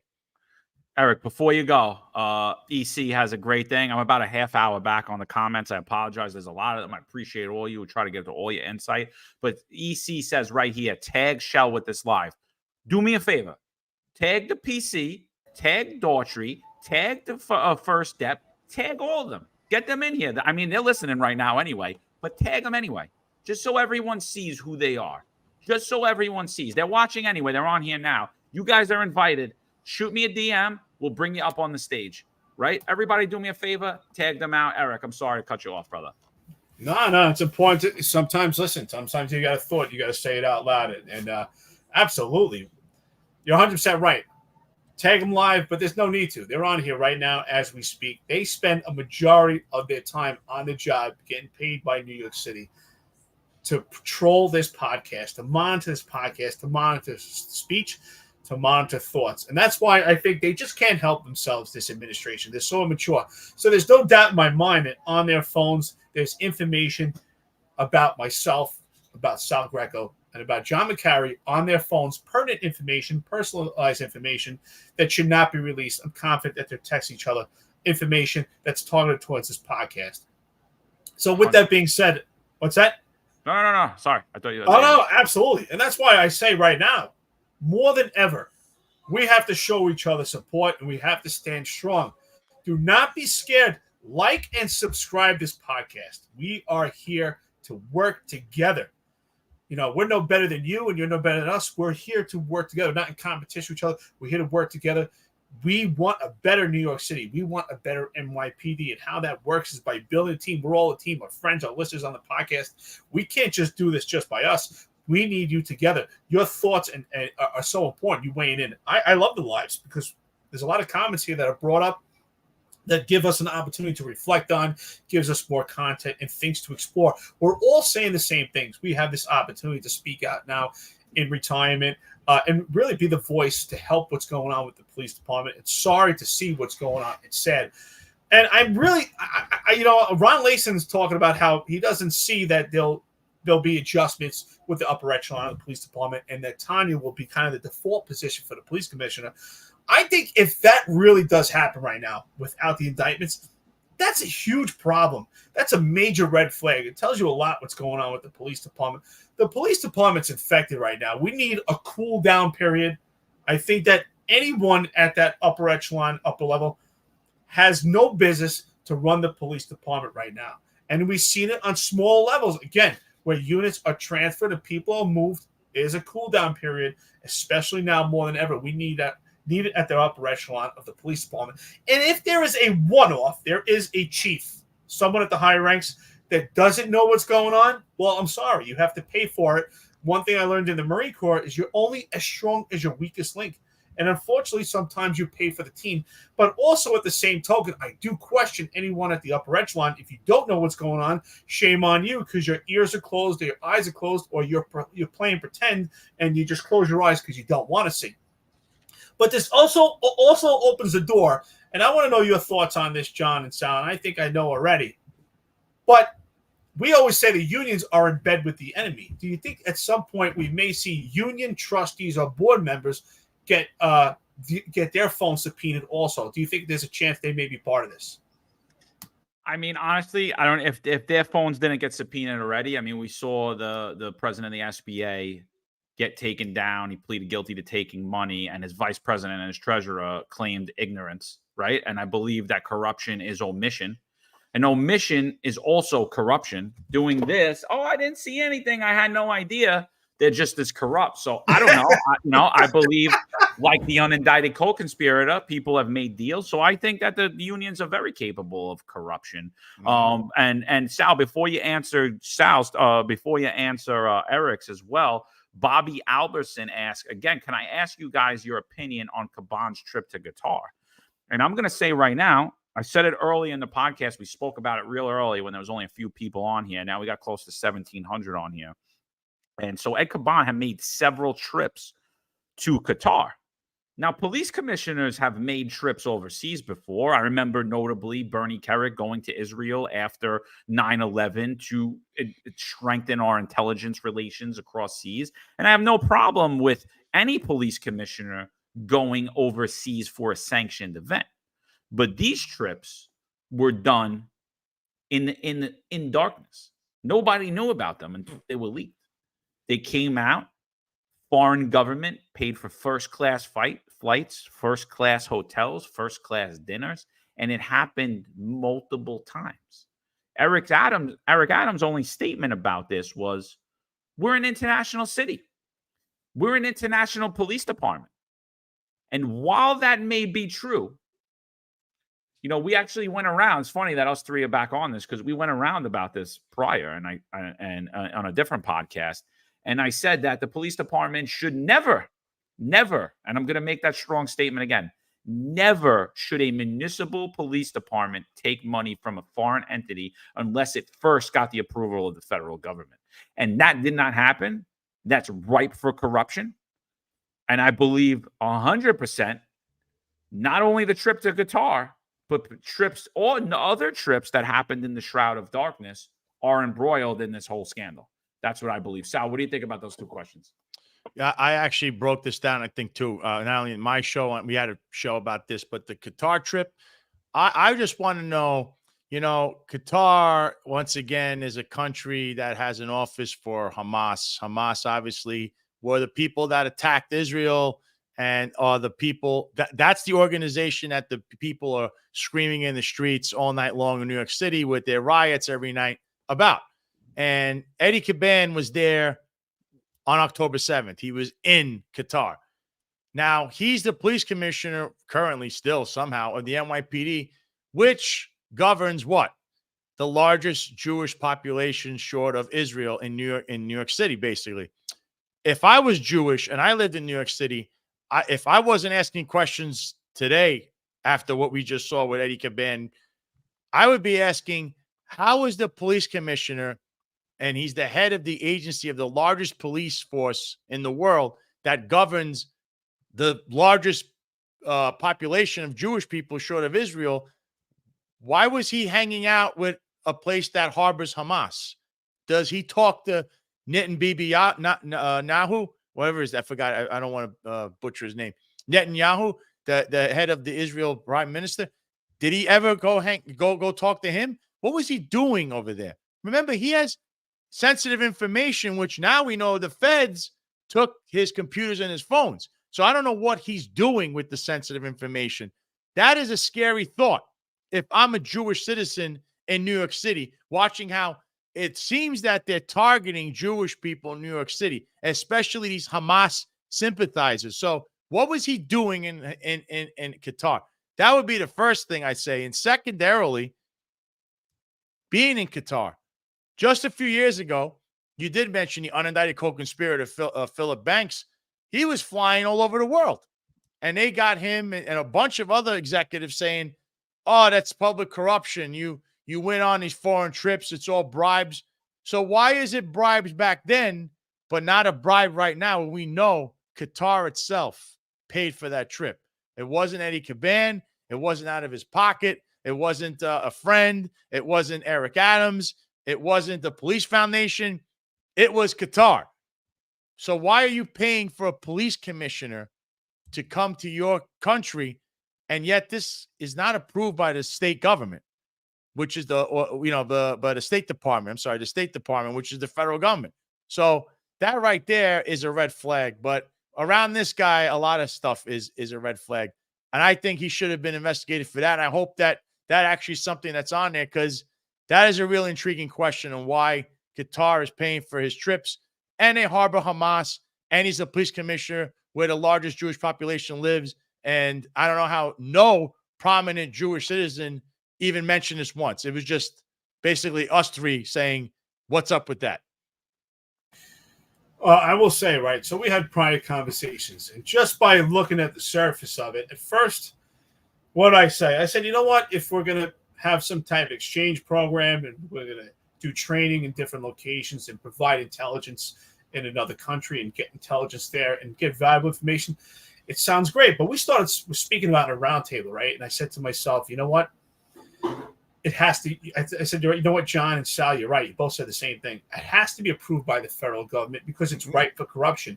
It sounds great, but what do we not get from this administration was transparency. We should have had information that was put out to the public weeks in advance. Say, hey, we have this upcoming training. This is our police commissioner is going to go here, and this information we're bringing back to the public. But we didn't get that, so it leaves appearance for impropriety. Again, that's a theme of this administration, of appearance of impropriety. So I have to admit, after further consideration, thinking about this, I think absolutely it has to be approved by the federal government. I think there has to be metrics and measures in place for proper authorization to alleviate any potential corruption. And the fact that this information wasn't let out to the public, as John said, I agree. Corruption is omission. Omission is corruption. We have a lot of omission when it comes to administration. And they omitted the travels. I mean, at some point, I don't remember. It was kind of funny. I didn't even think we were laughing about it, right? When Eric Adams was talking about when Ed Caban had went to the Dominican Republic and everybody asked why, and he had no answer and kind of stuttered. What did he say that time, John? It was kind of funny. I think he said he was taking care of arrangements, right? He was taking care of arrangements. He's there to make arrangements. That's what he said. He said that at a press conference. Arrangements. Yeah, that's what he said. In the Dominican Republic. What the hell? Like, so he was on a paid vacation from the New York City Police Department, not using any vacation days. What the hell of arrangements? Exactly. And honestly, everything's been bypassed by the media, dude. I think that's the biggest problem. Now the media is all over this, but the things that have happened to me, you, and Sal have never been brought to the forefront of the media. The Post did a little story. They left out a ton of details that we gave them. They did a little story that they told the cops not to listen to this podcast, which they do, which there are cops on here right now behind fake monikers that are afraid to like it. There's cops that what they do is they go on social media and they take photos and then they send it out in group chats because they're afraid, because they know that the NYPD scours our social media every day. They transcript our podcast. They're looking to see who's on it to retaliate against their own members because they don't believe their own members should partake in free speech. And like the cowards they are, they sit there and say that they're going to speak out and they're going to fight for the rank and file. But this is the podcast that the majority of the NYPD listens to. Yet the chiefs refuse to come on here. The union heads refuse to come on here because the truth is very unfriendly to this administration. Transparency is very unfriendly to this administration. We have on this channel Corruption Connection, former NYPD guy turned mob historian. You know, he grew up in the same era we did. I believe he was from Queens, where most of us are from Brooklyn and Staten Island. So we're very familiar with the ages of corruption in New York City, not only in the New York City Police Department, but in the political structure, as well as when the mafia controlled New York City. So Corruption Connection, shout out to you. Give him a follow on his YouTube channel. And I'm pretty sure you're going to be doing a story about this in the future. And you're going to be talking about all of the corruption that came out from the New York City Police Department. Because again, I'm going to not say this lightly. The NYPD Police Commissioner, Ed Caban, having his rated, this could go down potentially. And I believe it will go down as the largest corruption scandal in NYPD history. And that is saying a lot because the history of the NYPD shows it's a corrupt, systemically corrupt organization. And they're finally going to do something about it. You know, I know Corruption Connection too. Give you a shout out. I do see his channel. He actually, I think he did a video recently with NYC Crime Spot. They were out in Queens. So I actually I know where that strip is. He went to a pizzeria. He went to a couple of places to eat. It was actually nice. So shout out to you. Maybe we could get together someday soon if you come down to Florida. Maybe I can make my way to New York City, since now they won't send their henchmen to try to, maybe, do something to me in a car stop or something. Who knows? But yeah, listen, I think that this is definitely has the potential to be, like I said, I think it's the biggest scandal in the last 30 years. We haven't had a scandal in the NYPD in 30 years. It's usually every 20 years. So, we're going to see where this road leads and how many people are truly involved and what really this entails. But we definitely know the road it's headed, because we know from the things we're hearing and seeing, and they're confirming, and it's definitely something to do with that nightclub. It's definitely not a vicinity, his brother. When you hear that, you know exactly. I mean, what have we been talking about for so long? And I think that's one of the reasons why they attacked everybody here so much, especially you, John, where they actually sent the co-owner manager of the place, the mob associate, to try to threaten you, which I at the time said it was ridiculous. I actually chuckled even saying mob associate doing it, because look, now when you hear the 3-letter word that scares the hell out of anybody, even the mob associate, FBI, when you hear that, that's it. Your face turns white, because you know that this is never a good thing. So, and I want to also know that if there's a criminal investigation, which just sounds very criminal right now, I hope Corporation Counsel is not going to represent these guys, because that would be another violation, which is official misconduct. Eddie Caban should pay out of pocket for his lawyers, and so should anyone else that's involved in this. This has nothing to do with the city. You need to represent yourself, just like the sexual misconduct case. Same thing in a criminal case, because, again, I don't know that corruption falls under the scope of a NYPD officer's duties or an a New York City employee such as Timothy Pearson. Well, one thing we know is we definitely prove this is evidence-based right here, that Internal Affairs Bureau cannot be properly investigated when it involves higher ranks of the police department, especially now. John and I have been open about it. I'm an open book when it comes about this. I don't care what anybody has to say. Yes, we made a complaint to Internal Affairs, and it involves upper echelon of the police department. And how can this be properly investigated when the police commissioner himself is under extreme scrutiny, and now his electronics have been retrieved? Again, John and I have proved, and Sally herself, we talk about this constantly, Internal Affairs has to be outsourced. It has to be independent. I think the Civilian Complaint Review Board should be an internal organization, not an independent watchdog. But unlike that, the Internal Affairs Bureau must be an independent watchdog for things just like this. It just shows the pathway for corruption at this point. Again, we need to look at the upper echelon of the police department, and we also need to look at the unions, because I do believe they are in bed with the enemy, and it's unfortunate, but that's what we're dealing with, and everyone's affected by it. The boots on the ground, I feel sorry for them.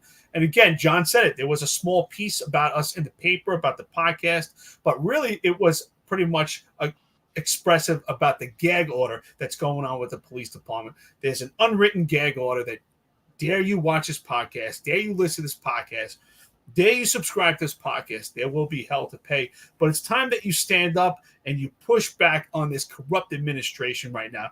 Absolutely no longer can the police department be credible until there's an overhaul of this upper echelon. How could they be trusted right now?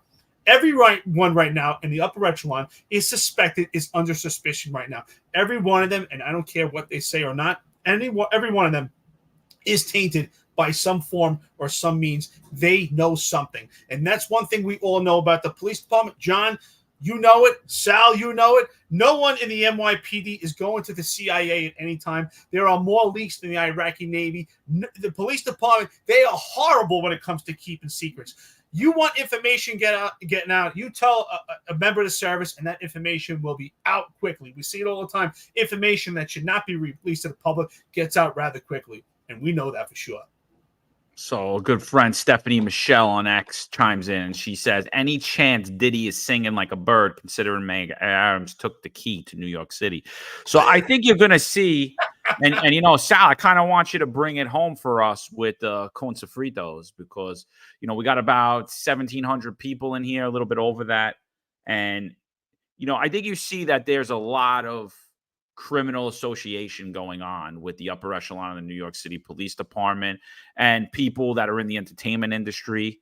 Obviously, Diddy's in all types of scandals, right? It's been rumored sex trafficking, things of this nature, and again, when you see the people around Eric Adams, it moves from just his campaign financing to then his politically appointed around him to now the NYPD, and then from top officials in the NYPD down to lower level members in the NYPD, some rumored to be in charge of to be presidents of fraternal organizations in the NYPD, fraternal organizations that have also associated with known criminals at this restaurant.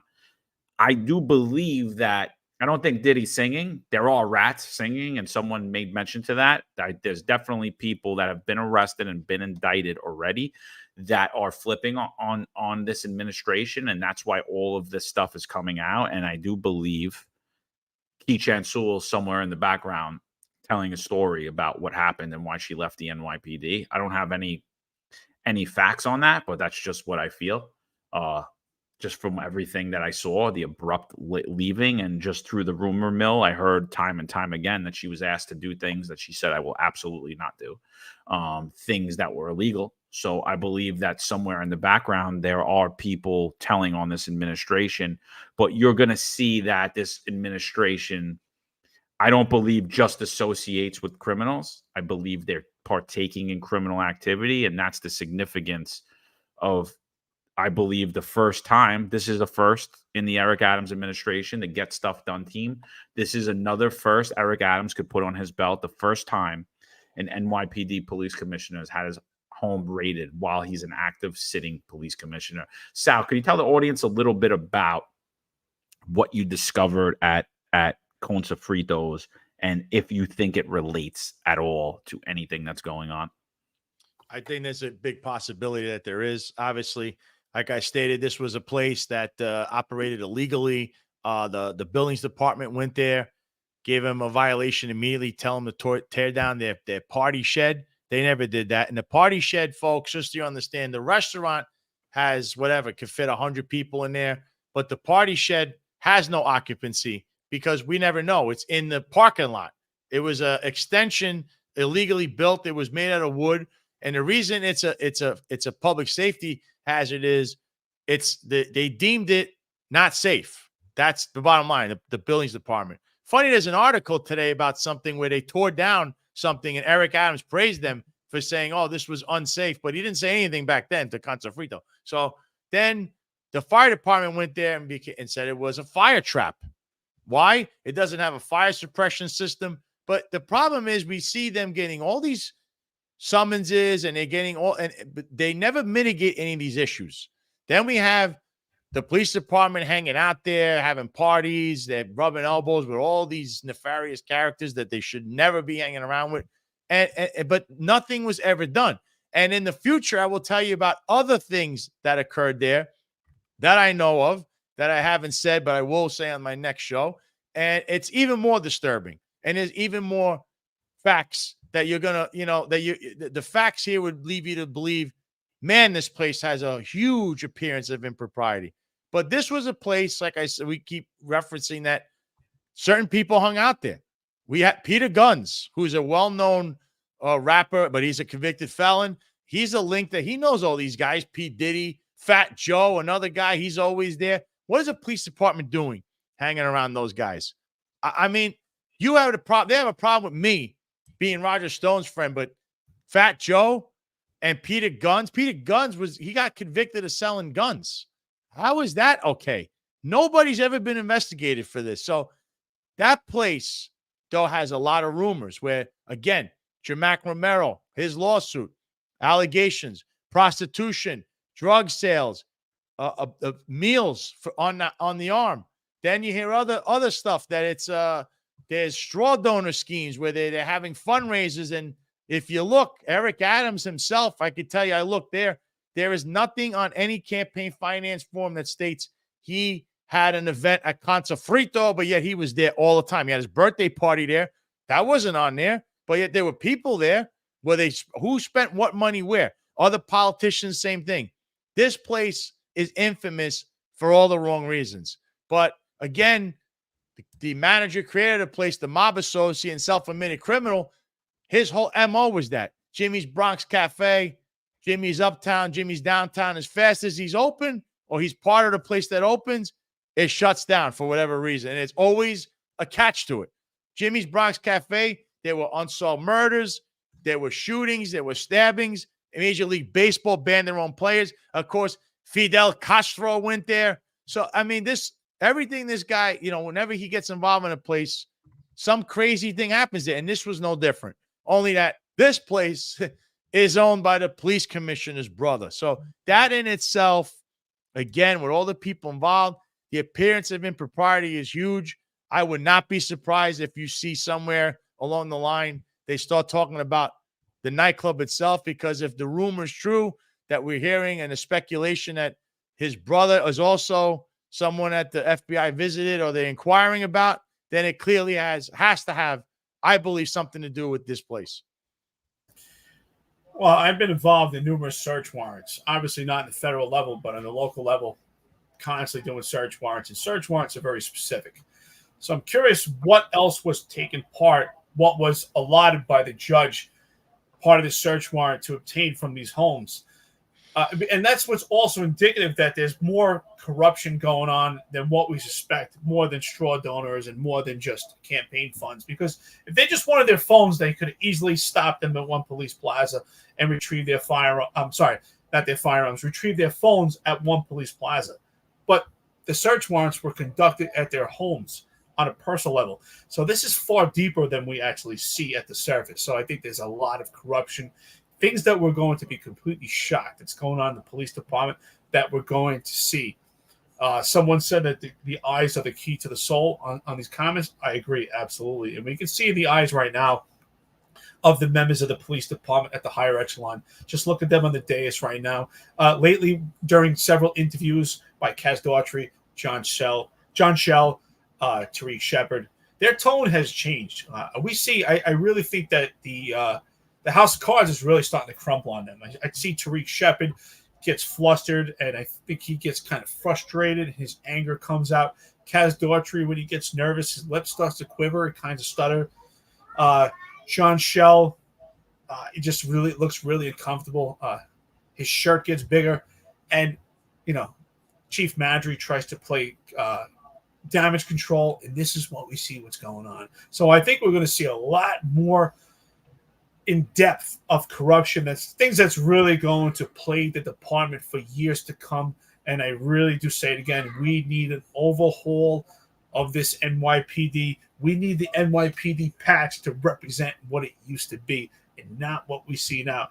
And Casa Fritos is a microcosm of what's going on. It's so big. So I hope at this point that the media is no longer timid of this administration, because they're undergunned at this point. I hope the media really takes bigger steps than they were doing before. Yeah, so Edgar wants to know how to subscribe to the podcast. You could subscribe on YouTube, check out the notifications, also go over the Sal Greco show, hit subscribe, check the notifications. You could also follow us on X. We all use our own names. We're not timid. We're on X. We're on Instagram. We use our own names. See a lot of people shouting out Paul Manicone on here. And just, Paul, if you're listening to this, you screwed up our Instagram because we collabed with you on something. And we went from being shadow banned to completely down, all of us. But yes, we love Paul Manicone on this show at Just Right PD. Go over to his channel, like and subscribe. We'll have all the links below on our YouTube or Rumble. X, I don't believe, has that. But yeah, definitely give us a like if you like what you're hearing. I mean, this is what we hone in on. We hone on New York City, crime, politics, policing. Sal does it as well. We're going to be dropping something else soon, but we're going to keep that close to the hip for now. Yep. Yeah, I mean, definitely do that. We got 1,767 people on here. I appreciate all of you. If you guys could just do us a favor and share this out. Let's get a couple of more questions on here, a couple of more thoughts. I'm trying to get to all of them. I'm still back about 20 minutes. but I'm trying to get to them as they go. And someone asked, is this a bigger corruption scandal than Serpico or Michael Dowd? And I'm going to say right now, I think we've never seen it where it's the upper echelon of the NYPD. Do we know that the upper echelon of the NYPD was corrupt at one time? Sure. Read Lucky Luciano's book, I think it's The Life and Death of Lucky Luciano. I forget the exact book, where he actually says how he would have a Irish guy that he knew from the bar go up to one police plaza dressed as a janitor, unscrew light bulbs, and hand the police commissioner $20,000 a week. So in order for them to run their alcohol around. So we know that the police department was systemically corrupt always, but we've never seen the scandals actually break. We've never seen it where it's the entire upper echelon of the NYPD being shrouded in scandal, in a corruption scandal. And again, it's all speculation, but I'm speculating serious police misconduct, not just election, not just tampering with elections and campaign finance donations. I'm saying now bribery, possibly drugs, possibly sex trafficking. I mean, honestly, the possibilities are endless from everything that we've seen from this administration. And we've said it time and time again on this show that the upper echelon of the NYPD systemically corrupt. So when I'm saying this is the biggest corruption scandal, we've never seen it from these ranks actually break. It's been rumored in books as people passed away, as gangsters talked about it, but nobody who is active and sitting has ever went down for it. So, Eric Adams' administration is going to be a first for that. And again, just to go back, I don't believe that anyone in this administration should take the helm. Whether they knew about it, whether they were involved about it, or they didn't, they should have, and they did nothing about it. Mm-hmm. So it should fall to receivership at this point until other means could be had. John, I'd like to respond to this comment. This is a great comment here, and I'm going to give my response to this. Alex the Great says, you guys for the podcast should go to their trial, LOL. Well, I'll tell you this, it's already been discussed. Absolutely, 1,000% that if there is a perp walk of the chiefs of this police department, or Eric Adams, or Philip Banks, you will see Eric Dim, John McCarry, and Sal Greco. We will be flying into New York, and we will be there to watch the perp walk. So absolutely, Alex the Great, spot on. You're thinking on the you're thinking on the right level. Absolutely, if there is a perp walk, we will be there. I give you my word. I wouldn't miss it. John wouldn't miss it. Neither would Sal. With that being said, we're a little bit over 2 hours into this. How many people we have on this right now? We got about 1,800 people on here right now. I say we try to hit the 2,000 mark. We got a great discussion going on here. If anyone wants to weigh in with any other questions, anything you have right now, anything related to John, myself, or anything about the police department, or anything about politics, why not? This is a great opportunity to bring it up. And I will say also at this time, it's impeccable, right? This is getting close to election time. This is really going to toss things up, and especially in New York City right now, it's suffering from a crime wave. We have 80-some-odd patterns going on involving illegal aliens. We have politicians that want the data of what the crimes are facilitated by illegal aliens in specific areas. We have a lot going on in New York City right now. This is just something else being compounded. New York City is a mess right now. It's a disaster. Can we bring it back? Hold on. I just got something breaking that I want to bring up. Bring it in. Let's do it. Hold on. I just want to bring this up. So this is a rumor right now, but it's from a pretty credible source who has given good information prior, and says Caban and others were set to travel to Israel 2 days ago and were pulled back by the mayor's office. Please inquire and let me know. So there's still travel going on.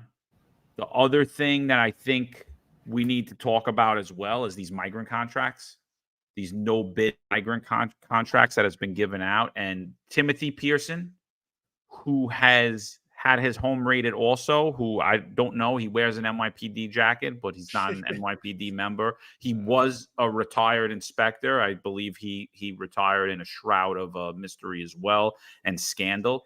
But He's being sued by his fourth lawsuit. The citizens of New York City are currently representing him under corporation counsel. Eric Adams threw out the last corporation counsel and now is trying to get Randy Maestro in as the head of corporation counsel to continue to indemnify him and his friends for illegal activities. So one of those lawsuits surrounding Timothy Pearson, pretty high-ranking person, says that Timothy Pearson used to walk around the office and say, everybody's getting their crumbs with these contracts. I need to get my crumbs. Sal, what do you think about that? Do you think the crumbs of these migrant contracts could possibly be involved in these raids? I think that could possibly be also, the migrant thing. You know why? The DOI investigation that was on Timothy Pearson led to the FBI questioning people in that probe. And were cops that made those allegations, former cops now or current cops. And that could be something about these migrant shelters, because for whatever reason, Timmy Pearson was running around as the original migrant shelter czar. We obviously know there's another one now. He's a bootlicker. But this guy, Timothy Pearson, was running around as the migrant shelter czar, and he would show up. And I don't know if he was inspecting them. I have no idea why he was there. And he's wearing his flak jacket NYPD, which is absolutely confusing, but because he's not a cop. And he was doing this for a while. And then he's talking about, where's my crumbs? I mean, that sounds like he's looking for his cut, because that's how they talked back in the early 80s, late 70s, if you were a cop. And, there were things going on in that era, and that's the era that he comes from. So, I wouldn't be surprised to hear that somebody did something and they were on the take involving a migrant shelter or some kind of deal, because he's the one that's under investigation by everybody, whether it's he's in a lawsuit, the FBI, the DOI. I mean, who else could possibly look at him? Humans, resources or whatever, because he's involved in these sexual harassment lawsuits. The guy is a menace to New York City. He's a taxpayer menace. He's costing a lot of money. Why is he still employed? Right now, why is he still employed? And I find it funny that we're going to a trip. I was mentioning Israel. What was he going there for? Because first he goes to the Qatar, and now he wants to go to Israel, which is odd that I'm even hearing that, because he still hasn't explained the other trip. And again, he has sensitive information. And is this approved by the State Department? That's very odd that all of this is going on. Why is the police department headed to another state? It's just odd that I'm hearing. Wait, I got something else, Eric. Before you go, I got something else. Breaking news, huh? Craig McCarthy, again, from the New York Post. He follows up his post. He says about 20 minutes later, after he was called a fucking scumbag by the upper echelon of the NYPD, Tina Moore, also a New York Post reporter, was escorted out of the reporter's room in One Police Plaza. She was told she violated the rules of the shack by contacting the PBA for a 9/11 story. They're completely trying to shut down transparency. This is egregious. Eric, what do you think about them removing? For those of you guys that don't know, reporters are stationed in One Police Plaza. They're given a little office with little desks around where they could sit in so they could contact the police for the breaking stories. Tina Moore is a longtime reporter. I believe she's the police chief for the New York Post. She was just escorted out of 1PP for violating the rules because she contacted the PBA for a 9/11 story. Well, I'm going to go into that, but first, I just want to say to Arbed, who donated $9.99 to the podcast. We appreciate it. It's a self-funded podcast. Any donations are appreciated. Thank you so much. It doesn't matter. Thank you, Arbed. Appreciate that. Arbed, yeah, we really appreciate it. It's absolutely disgusting, but I'm not surprised. I'm not surprised right now, because I believe the rattlesnakes are starting to flutter around right now. Now they need to play damage control. And whoever phones were not subpoenaed that are part of this right now, they're scrambling, trying to figure out how to play cleanup. And that's where they're going to make mistakes. And things are going to come out. Information that's on these phones about John McCary, Eric Dim, Sal Greco absolutely is going to come out. The reporters have their fingers on it right now. And that's the question I asked before. Are they going to be timid right now, or are the reporters going to try to get this information? And I'm not surprised that they're being pushed. And I think at some point they may even find themselves getting physical resistance from the police department. I think that's where they're headed, because right now they're all scratching their heads. And when people are desperate and they're scared, they move to desperate measures. And I think that's what we may see right now. We've seen it recently, how Kaz Daughtry was a bully to Roscoe Pascagoula. And I think right now, under fear and under duress, we may see further problems. And I do think that this could become into physical confrontations. And I do think that these reporters are legitimately scared at this point. We know at one police plaza for years, forever, I could count on my career, that they've always had full access. That's what we were always told. They had full access. If anything, I would think the reporters had more access to locations, to sensitive locations in the police department than we did. As personnel in the police department. Hands down. Am I right? 100%, dude. Freedom of the press. It's First Amendment of the Constitution. These people upheld an oath for it, but yet they're removing transparency. Sal, what do you think about Tina Moore being escorted out of one police plaza because there's a corruption scandal brewing out of one police plaza? Yeah, you see, now here's somebody I personally, I could tell you, she had some. It's rumored that she had some things to say about me, so I wouldn't say I'm too much of a fan of hers personally. But again, sometimes these people will write something that's positive for you and is negative for you. In this instance, I don't have a horse in the race, but I am going to stick up for what's right, and I think that's egregious. Just because she's doing her job doesn't mean now we're going to throw her out because, I understand that Tariq Shepard had some choice words when he mentioned my own name just a couple of weeks ago when Con Sofrito was closing, and those choice words for me reverberated into something about Tina Moore. This is a rumor, but again, I ended up getting a phone call about it. So it doesn't surprise me that they have a target on her back, I believe, ever since she wrote that story where she was the first one to say the real police commissioner in the NYPD is Kaz Daughtry. She was the first one to say it. She wrote a story about it. And from that moment on, it seems like these guys like to do, they want to browbeat it. They wanted to browbeat her and smear her, which is, again, this seems to be a habit in the police department. It's a pattern. They smear their victims. They browbeat victims. They try to destroy people's lives. So why not do it to her? But this ultimately is going to blow up in their face because, as you could tell from today's events, everything comes back around like a boomerang. And you better be standing on some firm ground if you're going to be acting like a wannabe wise guy. And at this point, when you're law enforcement, you need to make a choice. You're either going to wear that badge and uphold the law, or you're going to be on the other end of that fence and go join that mob associate and try to act like that.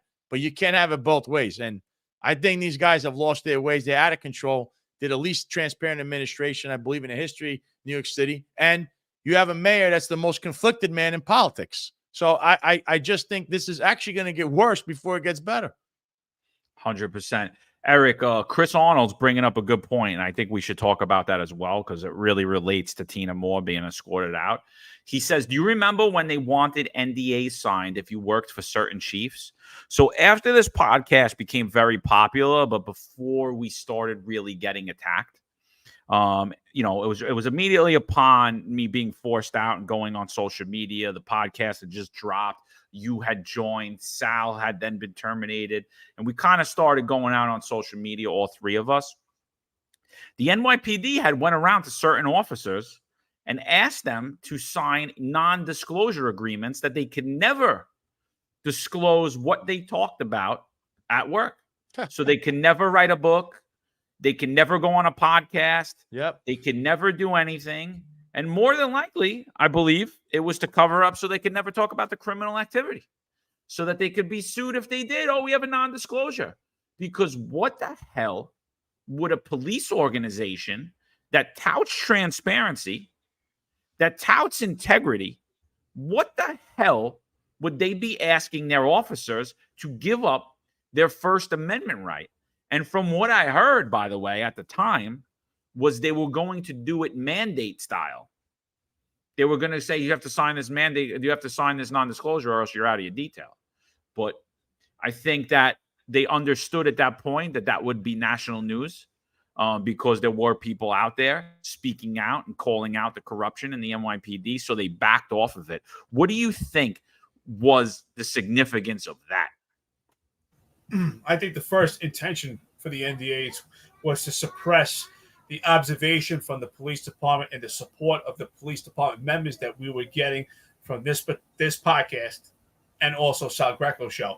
I think absolutely that was the intention initially on the onset of it. And then also, I think they also saw the further opportunity to hide crimes or whatever corruption that is going on, right? I have to say whatever corruption because we don't know exactly yet what's going on with the upper echelon of the police department. Because why, especially in the era of transparency, why would you even care if police department is speaking about anything? At this point, we have body cameras, we have video surveillance, we have drones. Everything is supposed to be transparent to the public. I could type in 50A, I could get the entire disciplinary history. Eric and I never do this. There's some breaking news here that I just got.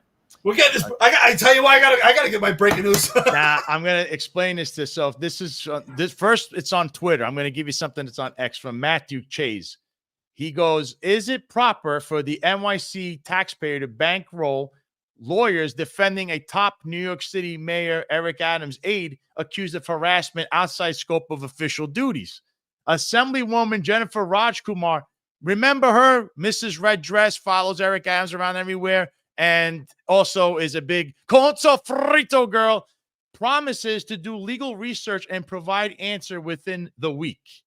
I wouldn't hold my breath on that, but she just said that in her red dress. But here's the more important one. It's coming to me as a message here. It says unverified. Rumor desk running wild on today's breaking news. Still a fun read. So these are the rumors. Mayor Adams to step down, expected to leave office within the next few weeks due to a pending investigation. Leadership changes. Police Commissioner Caban out due to the pending investigation. Former Chief Banks, Deputy Mayor of Public Safety, removed from civilian position. Chief Madry out. Chief Shell retiring to take a job as a Newsmax correspondent. Chief Kemper retiring to take a job at the MTA. Deputy Commissioner Daughtry out. First Deputy Kinsella considered to be the next police commissioner. Deputy Commissioner Shepard considered for the next first deputy commissioner position. CRT disbanded. The unit will be disbanded. Protest and overtime. All out. Protests will continue for the foreseeable future. 12-hour tours. Department-wide, 12-hour shifts will be implemented for the November POTUS election until further notice. Overtime cuts. Investigative units. Overtime limited to 20 hours per month. Administrative units. Overtime limited to 10 hours per month. That is the rumorville as of tonight.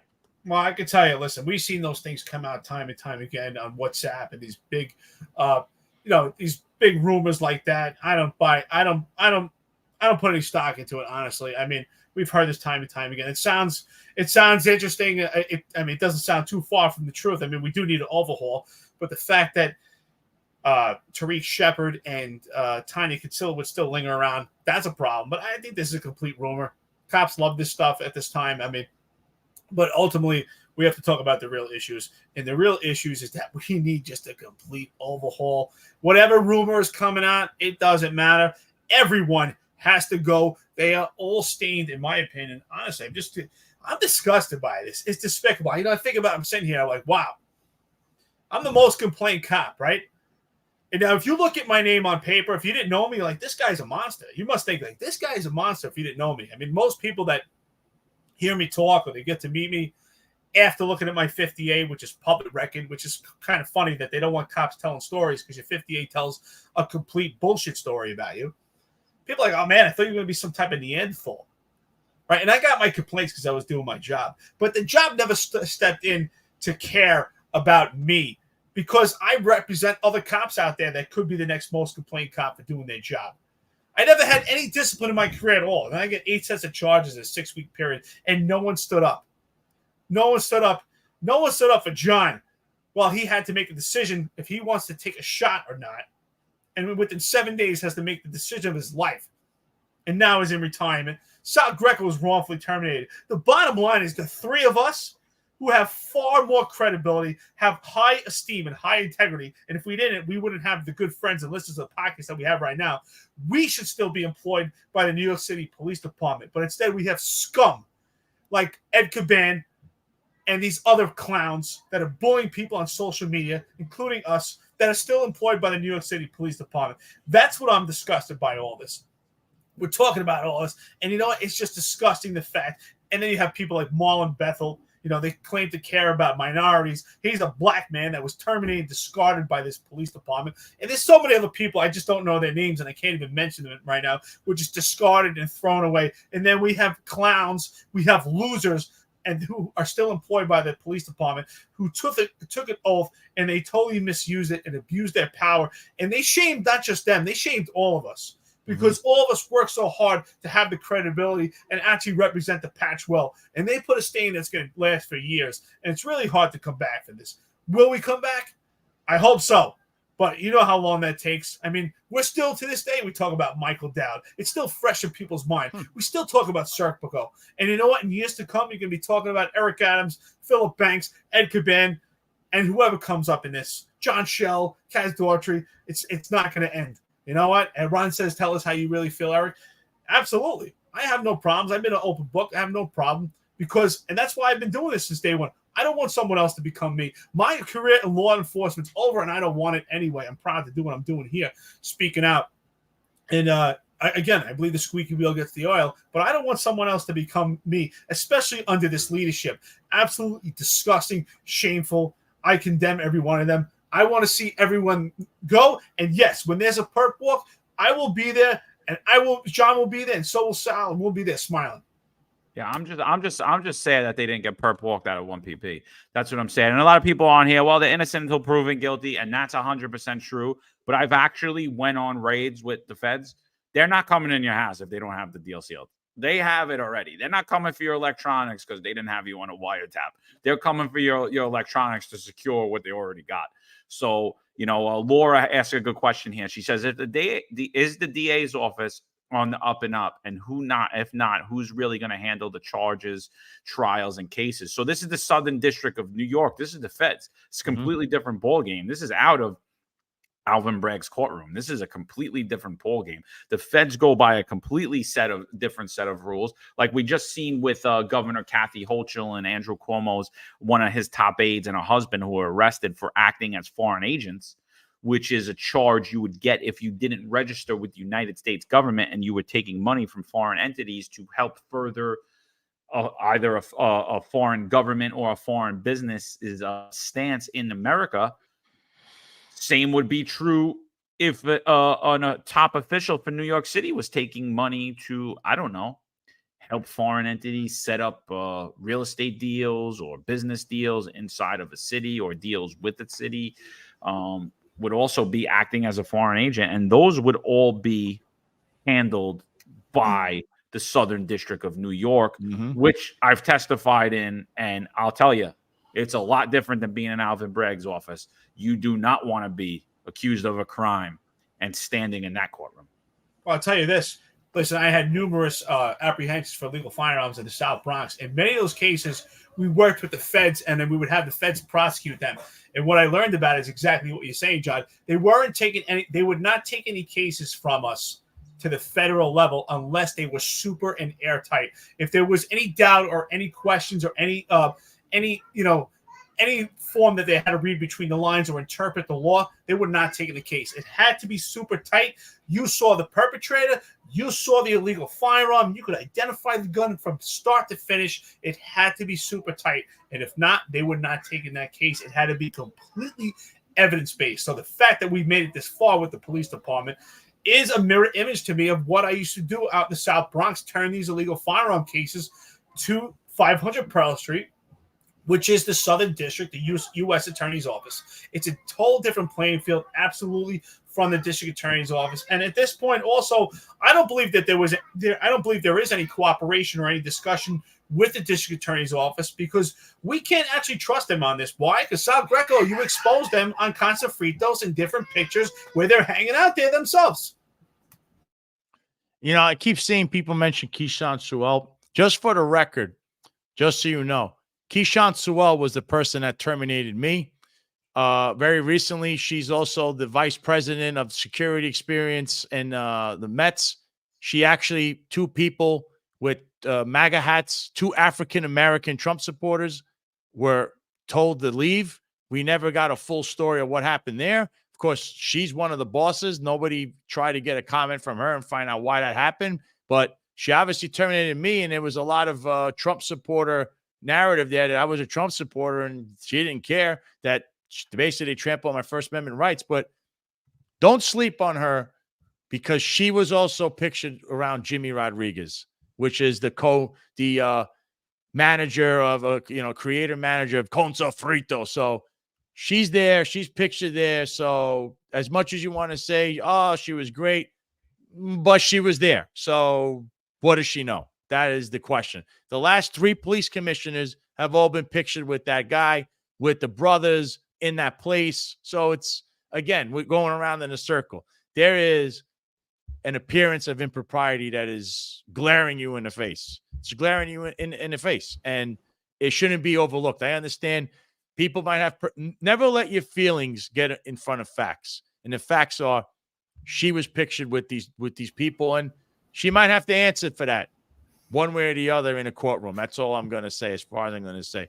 But the rumors, I usually don't mention the rumor part, but I find that funny that those rumors, they always come out on WhatsApp and stuff. I didn't get that from WhatsApp, though. I got that from somebody who was high up and retired on the job. But there is one fact. Michael Kemper is leaving. He was one of the first guys that said he was leaving. So one thing is true on there. Well, let me ask you that. John, I want to ask you this, since this is on my mind. Right? Because at this point, I mean, Eric Adams is the focal point, the center of this investigation. You got Philip Banks, his deputy mayor. You got Ed Caban, his electronics are retrieved. Do you think that there should be a public statement right now from Eric Adams himself? Should there be a public statement from someone else, or should we not hear anything at all?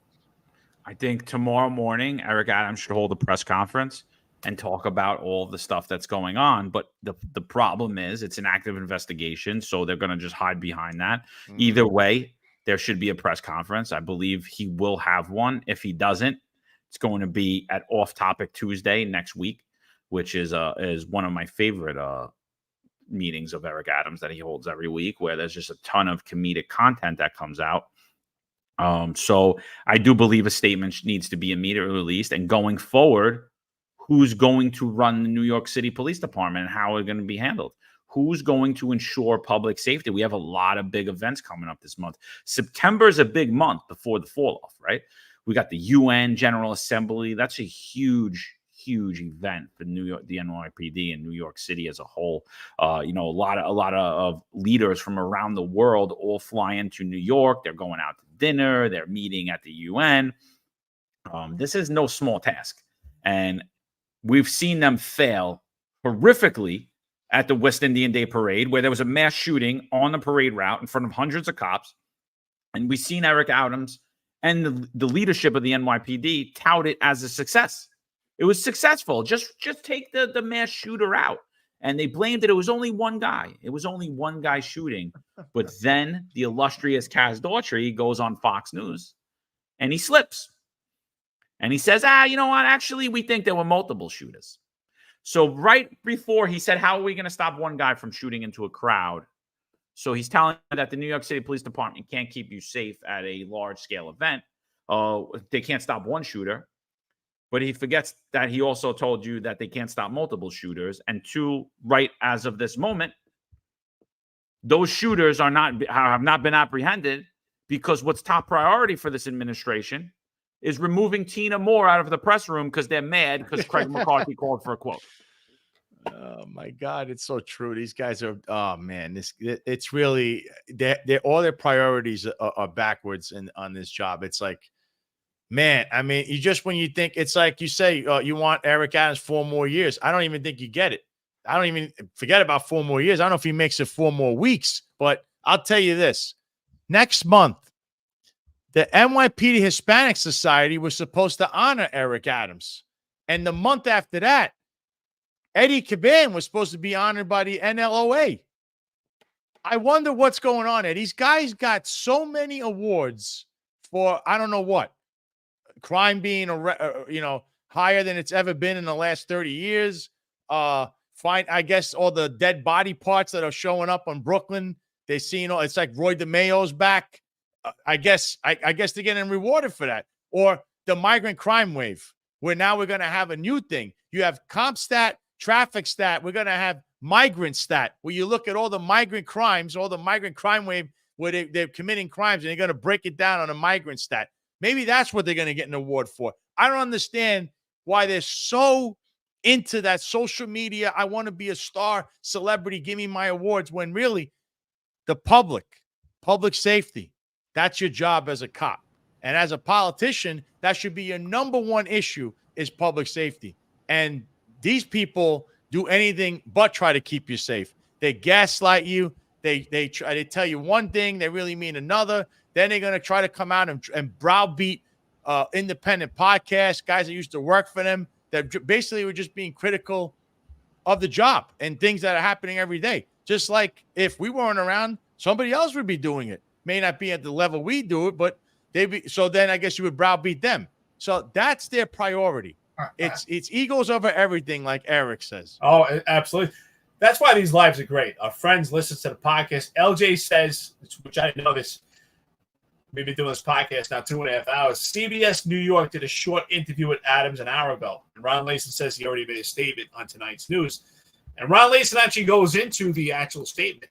And he says here, so at some point I'm going to have to watch this. He says that his instruction will be to follow the law and cooperate with any investigation.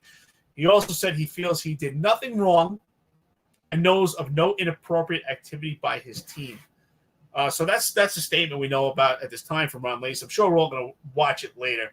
But I'm not surprised by that statement by Eric Adams, stand on that soapbox. So I find it hard to believe that he knows of no inappropriate behavior, including himself, when they retrieved electronics from the homes of the police commissioner and Philip Banks. So really what's going to happen is, who is going to talk first? Who do we think is actually going to tattle? Which snake is going to rattle from this group? And that's what it's coming down to. And most likely, I do believe it would probably come from lower ranks, because they have the most to lose and the most skin in the game. Here we go. Here's our illustrious friend again. This is a great picture. We say the memes make themselves. Kaz Daughtry. All right, here it is. Happening now. This is what Daughtry just puts out, completely ignoring what's going on, the corruption scandal in the NYPD right now. Happening now. Keeping New York City the safest big city in America takes honest, open, informal conversations between those of us in the public sector and those of us in the private sector. I was truly honored to attend the U.S. News and World Report speaking forum at 3 World Trade. I am happy to see that, like me, so many have a passion and fascination with 21st century technology that we are giving to our cops that will assist them with correcting the variety of concerns and conditions that were brought up today. I hear you. The NYPD hears you. With your collaboration, we promise results and permanent solutions. I don't know. They look a little... They don't look like themselves here at all. I mean, I don't know. And, Chris keeps asking us to talk about the drone contracts. And I think it should be noted that the NYPD drone contracts, there is a retired member of the NYPD working directly with one of the drone contracts. And we see that there is a large push from the New York City Police Department for the drone contract to be successful. Now, it gives the look of impropriety. Now, I don't know that it is impropriety. I don't know that it could be completely legitimate. But something I want to point out is that John Schell, even though he doesn't fit in his uniform and never wears a uniform correctly, none of these guys, they wear all of this unauthorized equipment. They said they were going to go back old school. We're going to go back old school. And when they did that, when they said they were going to go back old school, they told all the members of the NYPD that they had to buy a certain pair of cargo pants, a proprietary pair of cargo pants. That's never been done. in NYPD history. You're told the measurements, you're told the cloth, you're told the cut, you're told how many buttons it'll have. They'll never give you a specific carrier of a piece of equipment because they cannot assign you to buy specifically a proprietary piece of equipment, such as a pair of pants or a shirt or a hat. Numerous manufacturers make these, but they said, no, it has to be 511 pants that are $80. Do the math. 30,000 members. We say that there's a lot less of them. I mean, you're looking about $8 million if you go around for just one pair of pants. For just one pair of pants, you're looking at, I'm sorry, I don't think it's $8 million, but it's millions of dollars. It's millions of dollars if every guy just bought one pair of pants. And the thing about that 511 contract is the salesman for the 511 contract is rumored to also be a retired NYPD individual who's friends with John Shell. Now, I don't know that that's true, but that right there gives an appearance of impropriety. Along with the drone contract, you add it all up with the numerous scandals that are coming out of here, including the fact that this individual right here, who didn't even deserve to be a detective first grade because he did absolutely nothing but drive the guy to his right of him, and has been brushed up and passed over 30-year men that dedicated their entire life to the New York City Police Department, that supervised, that gave up hours and days of their life with their children to provide public safety for the city of New York. They elevated him to the assimilated rank of a 3-star chief. So when you add all this up, I'm saying something's not right. And although they're innocent until proven guilty, I'm saying right now there's a lot of damn smoke, and I'm going to say that there's fire. Oh, John, we look at these pictures, right? That's the first thing that came to my mind. As soon as you pulled up this picture, I'm like, dude, wow.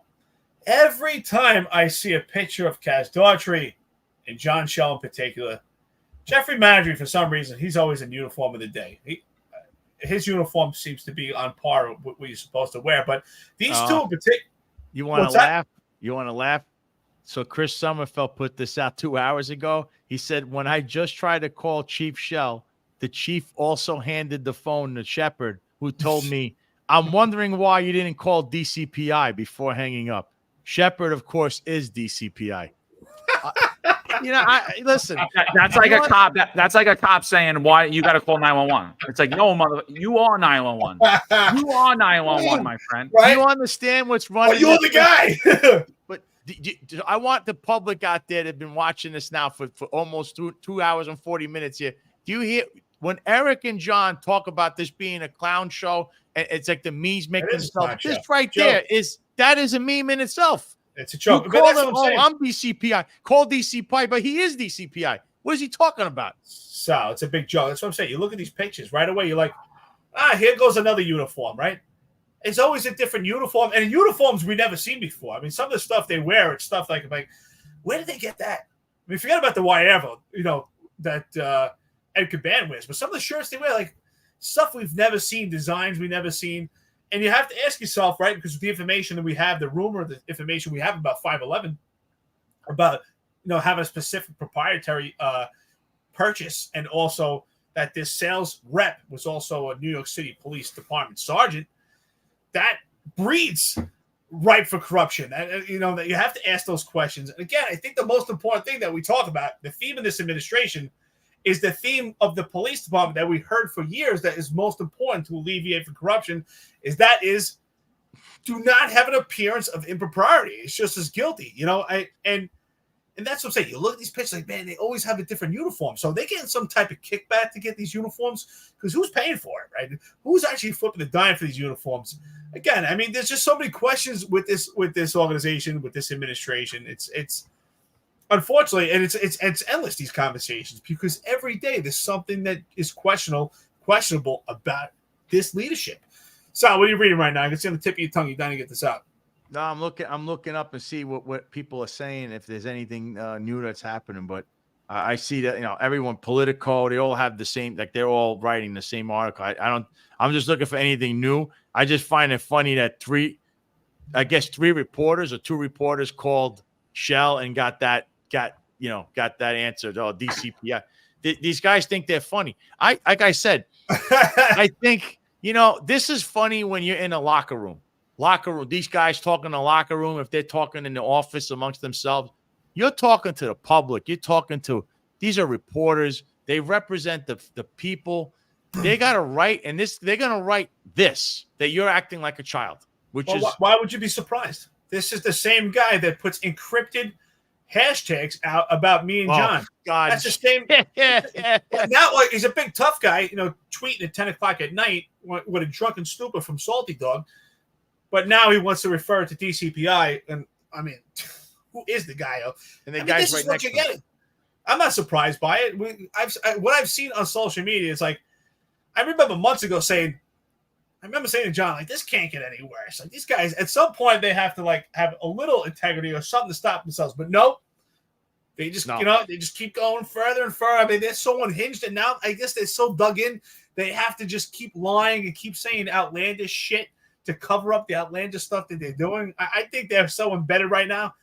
I don't know if they're terrified or maybe they're exhausted of playing this game. Maybe they want to be caught because to me, it seems exhausting. This is something else. It's honestly disgusting. So, all right, guys, I think we should wrap this up. We almost had 2,000 people in here. We got about 1,900 in here. I mean, like I said, I think that, like I said, I agree with Eric Adams. Where there's smoke, there's not always fire. But when there's plumes and plumes of smoke around you, there's plumes and plumes of smoke around everybody you point. I'm saying right now, not only is there fire, there's numerous fires. I'm predicting that this is going to go down as one of the biggest corruption scandals in NYPD history. Just the fact alone that the NYPD police commissioner had his house raided is a black eye and a stain on the New York City Police Department. Never mind Timothy Pearson running around in an NYPD jacket, accused of choking women at migrant shelters, showing up and then attacking them in front of police officers, and the police officers did nothing but arrest the person he attacked. So, I mean, like the scandals are deep. Let's go around one more time, and then let's let everyone go enjoy their night. And we'll be back at you live at 8:05 tomorrow. Check out the Sal Greco show as well. Sal, let's get your closing thoughts. Eric, we'll go to you, and then I'll end it out. Yeah, I'm not surprised by the events of today. I told you it's going to get worse before it gets better. I expect that there's going to be more raids. There's going to be more subpoenas. There might be people flipping. There might be people resigning. There might be people stepping down. And I know, Eric, trust me, the only way this guy is going to go down, in my opinion, is in handcuffs. The guy will never admit that he's wrong. He'll never admit that anybody underneath him did anything wrong. He just goes down in a blaze. That's the kind of guy he is, because he just thinks that he's smarter and better than everyone else. I can't see him making any kind of deal other than he needs to be in handcuffs, and then he'll say, okay, all right, now maybe I'll change my tune, because this guy's whole life, his whole MO is that he's defiant and that he's always right. And that's what I see here.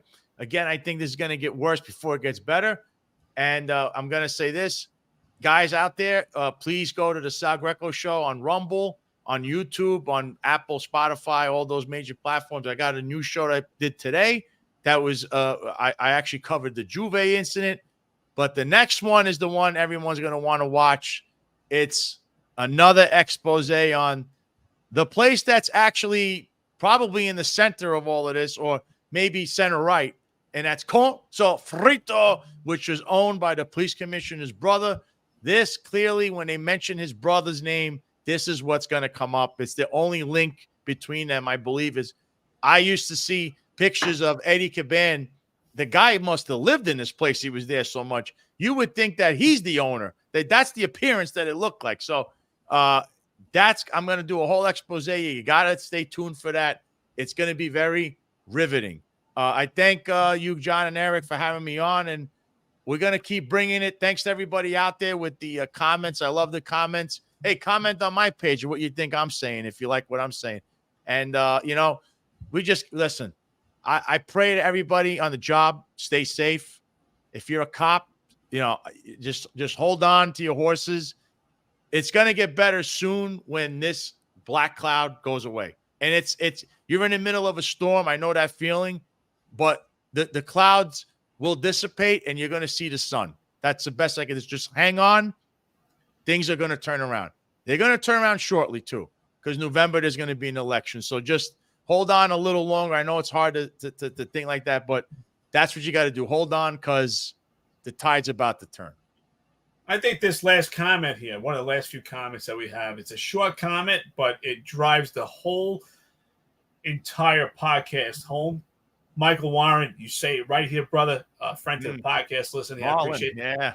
Smoke means fire. He nailed it. That sums up the entire evidence-based podcast that we just did, talking about what's going on. I think that sums it absolutely. You know, he says where there's smoke, there's not fire, but I think Michael Warren nailed it right here. And again, let's just keep our ears and eyes open, see how things unfold. I think this is a pretty exciting podcast. I mean, as we're going through it, it's so exciting that we got information coming on, and we have to get this information out, as it comes in new. We want to get that information out to you. Sal, I always appreciate you coming on here. You know, you're passionate about it. Likewise. And absolutely, it comes from the heart. John, it's always a pleasure, brother. We have fun doing this. We enjoy it. We had fun doing the recordings, but by far, this is the best experience is doing the lives, because we have friends and listeners to the podcast. And when you're weighing in and you're giving your thoughts, it really makes for a great episode, and we all do this together, and it makes it more memorable. And again, I appreciate Michael Warren. Smoke means fire. You nailed it, brother. All our friends that weighed in, thank you so much. We'll be back in the morning. I hope you're up with us early in the morning. Grab your coffee. We'll continue on. And John, close us out. And right before we close it out, we'll hear from Mayor Eric Adams, your illustrious mayor, again. Exactly. So, someone just made mention to the legal marijuana in New York City. So there are rumors that Eric Adams' sons invested into legal marijuana shops. There are rumors that Philip Banks is invested into marijuana shops or potentially owns dispensaries.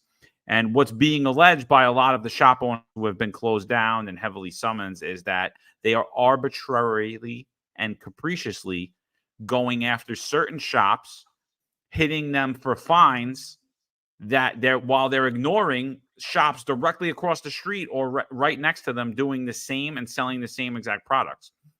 And what they're saying is it's a big corruption scandal, and they're basically, from the shop owners that have been shut down or are almost being shut down, they're saying that if a nickel bag gets sold in the park, Eric Adams and his buddy want it. And so what they're doing is they're trying to take over the legal marijuana market. Now, again, those are all rumors. I don't know. Our good friend Juju wasn't here today. I guess he's a little nervous. I guess Kaz Daughtry's a little nervous. John Shell's a little nervous. I'm sure they were listening, but they really didn't have too much to say today. I'm going to close this out with two videos. I'm going to play a video. This is a video from John, before you say, is there smoke there? Is there smoke? Because if there is, there might be fire. There's a lot of smoke there, dude. And I've got reached out by a lot of these businesses. There's a lot of smoke. So before we close this out, this is a video of Eric Adams. Eric Adams he's talking about a mass shooting that occurred at the Labor Day parade, and he completely, utterly downplays it. He completely This is who Eric Adams is. This is the least transparent administration ever. And, King of New York, baby, corruption. A corruption connection. That's exactly. If a nickel bag gets sold in the park, Eric Adams wants in. And remember, he's the guy. He could roll 8 joints out of a nickel bag. Go back on my ex. You'll see that there. So it's going to be that, and then it's going to be Kaz Daughtry talking shit about us three, and then we'll close it out. I appreciate all you guys listening, all you guys tuning in. Thank you for all the support. Thank you guys for being with us throughout all this. Support means everything. And we'll keep trudging through. This was a well-executed plan. And so some people would say, okay, well, 5 people were shot. Let's be clear. One nut shot 5 people. One, and we were just in that area. And so when you look at that one person who we're going to find that shot 5 people, you remove him from the equation, you got hundreds of thousands of people that were out this weekend and really heard the call of a peaceful Juve and a peaceful West Indian Day parade. So really hats off to the teams. And our hearts go out to the family members. I know one person died. we go out, our hearts goes out to the family members, because you come out to celebrate. You don't want to come out and have that violence that we've seen in the past. That parade has always attracted a small element of people that wanted to commit violence. But we showed that if we come together, we can prevent that. And hats off to all those who were involved. There's a handful of retired officers that don't live in the state that have a lot to say about the dream team, as I like to call it. All of a sudden, they retire and have a master plan on how to fight crime, but nothing to contribute when they were here. They want to come back and be part of the dream team. What can I say?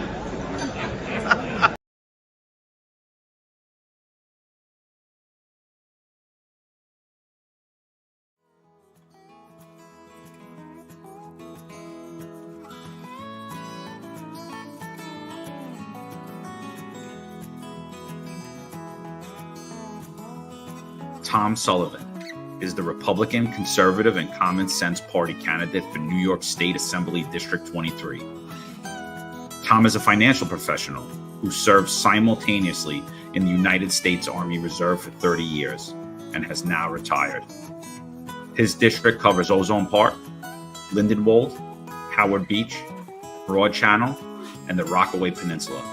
Come November, I would empower our law enforcement agencies to go out there and do their job and not put them or their families or their pensions at risk for doing their jobs. We need drastic change in Albany so that we have a say in this matter, and they realize people of New York State will hold them accountable.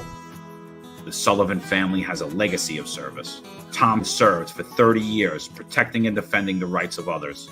Come this November, he has earned your support. This advertisement's paid for by the Friends of Tom Sullivan. Law enforcement professionals dedicate their lives to serving and protecting our community.